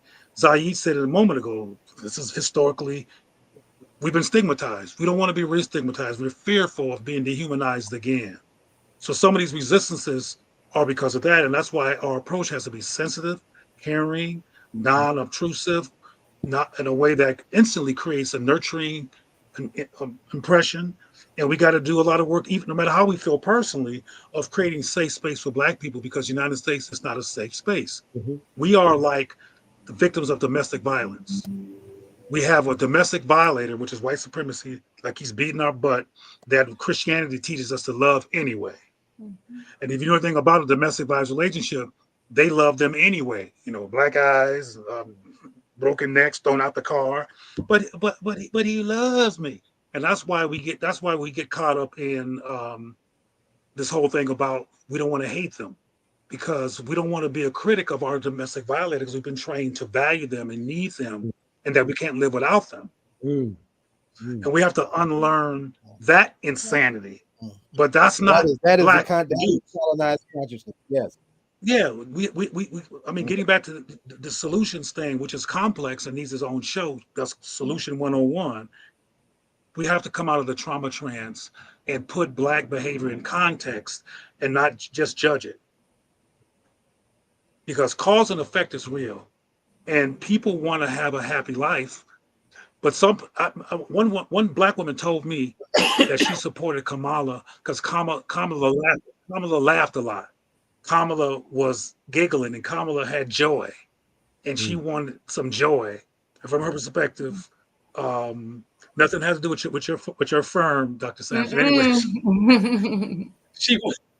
she wanted joy, and she found Donald Trump depressing, and Kamala's giddiness I think along with her look and everything else, made her feel, oh, I want this. Well, that's black people attempting to avoid depression. Correct. Or to resolve depression.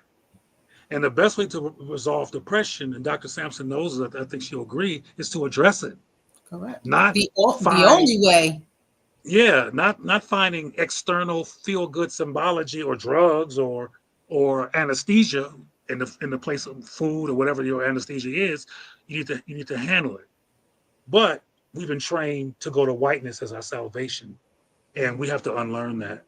And we have to unlearn our tendency to not want to unlearn that, because our domestic violator, we're in love with them on an unconscious basis. And we think they're really the son of and daughters of God because of Jesus. Because we be tearing up some churches on Sunday. We all up in it. Unhealthy as hell, pardon the pun intended. Unhealthy and all of rocking to Jesus, in quotes, every Sunday. We do that before we even have a conversation. So we got work to do. But I'm glad to say, and I know that Dr. Sampson is doing too, is that I'm involved, and you probably all are, in solutions work. Yeah. I'm actively involved, and I'm thankful to say. Yeah. Well, let me ask this one last question. We gotta wrap up and whatnot. But it's a hell of a lot of conversation. And Letitia, I'm glad you came in. With the You came in connection. loaded. Yeah, you came in really loaded, and I'm very proud to see that. And I mentioned this in other segments, right? But one of my personal missions with what's left of my life is that I'm trying to get brothers to go into the field, right? I work in community-based violence intervention work. The therapeutic side is led by Black women, and they're transforming the field in that way with their presence, right? But those of us who are bearing the harm and who need the healing, right, and who are the credible messengers on the street, and who are carrying stuff in a double kind of way, right, by virtue of all the scars and whatnot, are Black men, and if they have the courage to go back to the streets in dangerous situations, trying to represent healing instead of harm, I want them to have the same courage to get trained up in the field, right? To bring some balance to this equation, so our daughters don't wear themselves out trying to take care of, pardon my language, our crazy asses. That part, but I also think but I also think though, Uncle Zaid, it's important that we also mention that because sisters are able to walk indoors, that brothers are not. It's our duty to make that transition as easy as possible. I think about my male Black students, right? So these are people getting their master's degrees in social work and public administration, etc. And I can't tell you how many of them, now I have the power to give them the scholarships. They're getting the scholarships. That's what it is. You come here, you're getting it. And I had a brother send me an email that I have framed in my office. And he said, listen, I am a veteran. I served in the Army for 10 years. He said, I wanted to come get a master's degree. I looked up programs. I saw you were the director. I'm coming here. And that is what it's about. It's not being in these seats to say I'm in these seats. It's about being in these seats to say, all right, and guess what? You may be able to come in here and now I could give you XYZ dollars. And that's the point. That's the part that's missing. The point isn't to just be in the seat for yourself. The point is how many people you open the door for. I got many other things to do at my time than to be in academia, as racist and ridiculous as it is. However, now I'm able to say yay and nay and give people opportunities. And that's what it's about. And I think that we as sisters sometimes don't see that part, because it's all about, as I said earlier, the sexism and all of that. I am Black first. I am a woman. I'm proud to be a woman. I'm a mother. That is a huge part of my identity. But there's no part of my identity that comes before me being Black. And that's the reality. And until we're all on that type of time, see, that's what's disappointing to me. People disappointed about Kamala. What's disappointing to me is that we are not all on that type of time. Because when you have that focus of being Black first, it's going to matter to you what's going on in your communities. It's going to matter to you what's going on with people that look like you. That's the issue we need to be focused on. So That's my thought. I know your guests are mad, but I still love and honor y'all anyway. I love and honor y'all anyway. Go ahead and take us home. I don't know if you finished that, Manago, but the brother who's writing that is actually, a well-respected brother in our community. I'll let you read it. My interest in having Harris as president was about trying to maintain the social safety net, keeping the GOP from stacking the courts, which is a very important point, even more than they already have, and stopping fascism. Is it responsible to automatically assume it's a trauma trans? This conversation seriously underestimates how having Trump on the global stage with increased power affects life of people of African descent worldwide. I don't agree. I don't disagree with that at all. My perspective, that I wound up being right, and I won a few dollars for being right, was that Trump was going to win. Mm-hmm. That he was going to win. So everything else is a fantasy. Everything else is hypothesis. I didn't believe that Kamala was going to win. So I was not preparing for Kamala history or Kamala next step. And it would take a while for me to break down all the reasons why I thought she wasn't going to win. So I agree with what he said in terms of what could have happened if it wasn't for the fact that white people want this country back exclusively and completely. They want it back. Mm-hmm. And that Trump was already in place a few years ago. Like I said before, my analysis was that he would have won again if it wasn't for this scary thing called COVID-19 that made even white supremacists go, what's going on here? So I don't have the hypothesis that the brother had about, this is what's wrong with having Trump in place, that he's going to stack the deck. I agree that he was going to stack the deck. But like somebody said in this conversation, or it could have been the conversation that preceded this, because I was listening earlier, is that we need to stop depending on that system for our salvation. That's what I said earlier. That's not our answers. Our answers are never going to come from the Oval Office. They're not.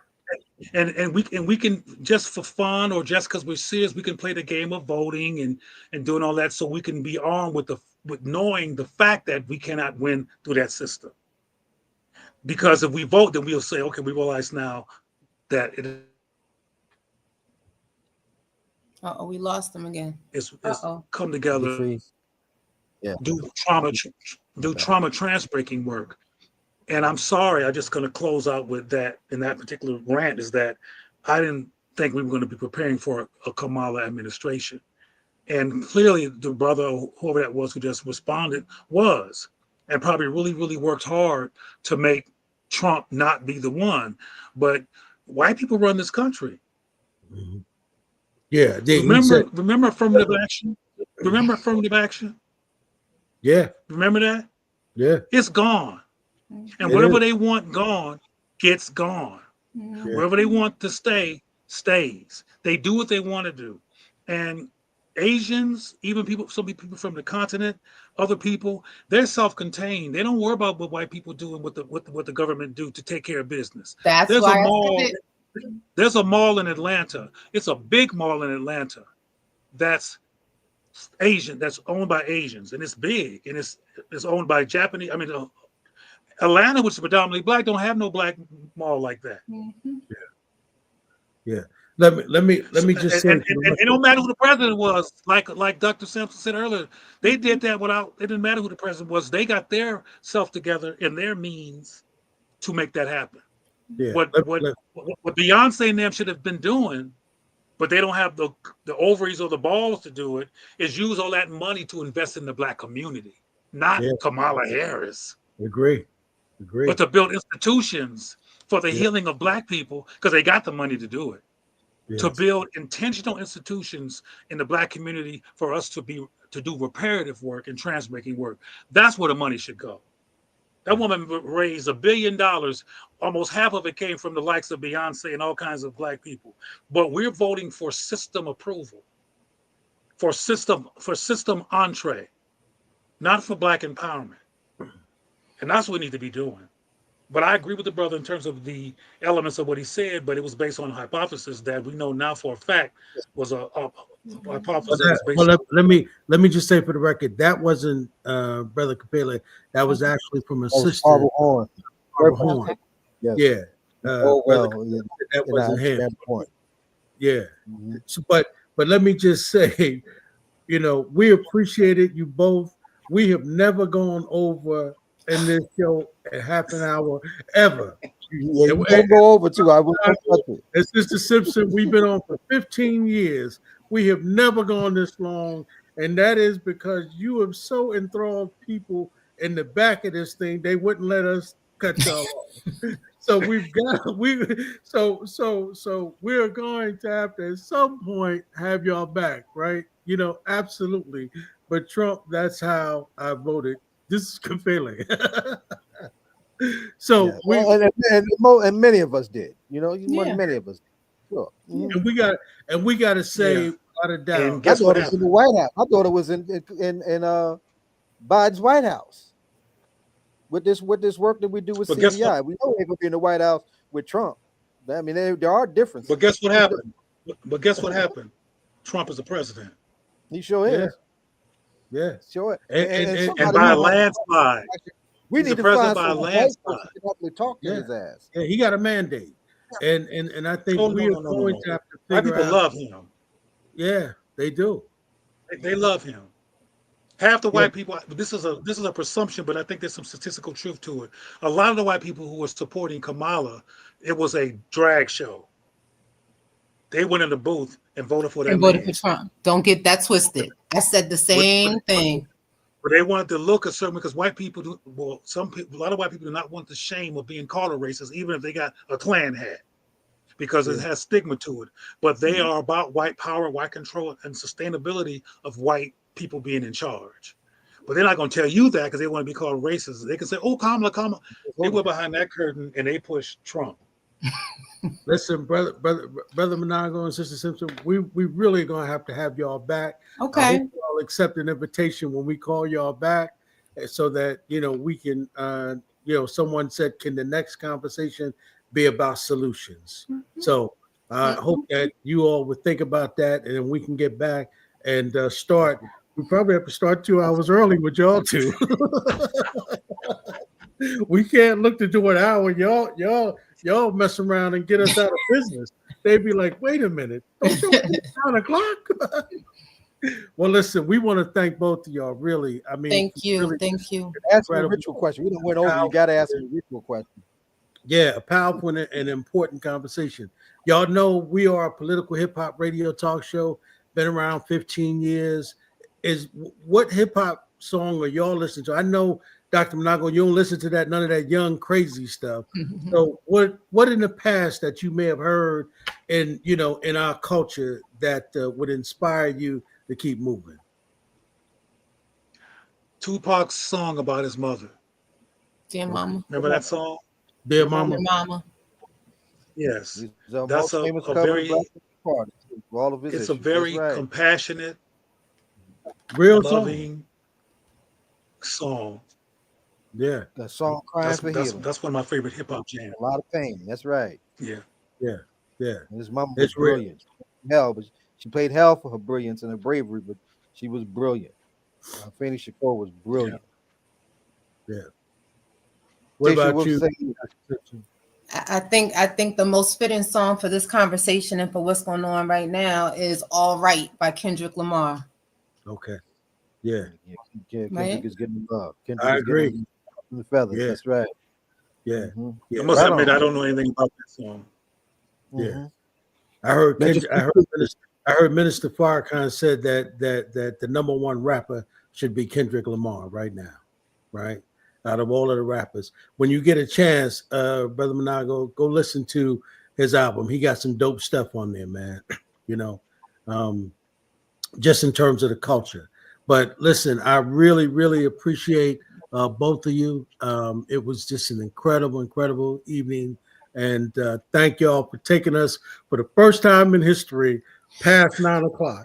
And I know, Dr. Manago and Sister Simpson, I know our other co-host is going to say, what the hell did y'all do? Jonathan going to have a stroke. He'd have been trying to end us. He'd have been like, our co-founder Jonathan also that is going to have a stroke when he look at this. What's wrong with y'all? Yeah. So listen, y'all, we want to thank what we want to do, Zay, let's just thank all of our guests real quick. Oh man, we had an incredible show. I mean, we started off with I don't know how much y'all got a chance to hear. And Barbara, I wish you'd heard the whole show. We had some young folks just come back from the West Bank, had some hellified stories to tell. We had a Chicago-centered conversation with Fred Hampton Jr., Arthur Amaker, and Kelly Harris before this segment. And then we had my little brother from Elizabeth, Salaam Ishmiall, who's doing an unveiling of a historical marker for 3 of our African ancestors who were burned to death in Elizabeth County Square, right? And Tisha's family is originally from Elizabeth, right? I became a Muslim in Elizabeth way back in 1978, right? We know the square for going to court and going to prison, right? That same square was where we had 3 ancestors lynched, burned at the stake, 1741, out of the scare that came out of the 1701 slavery uprising in New York. Yes, slavery was in New York. And then, of course, we had this powerful discussion. It's taking us in different places. In the space and time that we're in, we need to be able to have these conversations in all of their layers and complexities and whatnot. And with the age-old question, where do we go from here, that Dr. King raised? So right on, everybody. Good show. Good show. And so we thank you all. We'll see you all next Friday, same place, same time at 6 o'clock. And next week is the Mayor's Forum with our beloved brother, Mayor Raz J. Baraka. So we'll see y'all. Where, Zay? We'll catch them where? We'll see you in the whirlwind, and you don't catch you in the whirlwind. Thank you all. All right. Thank you all. All right. Bye.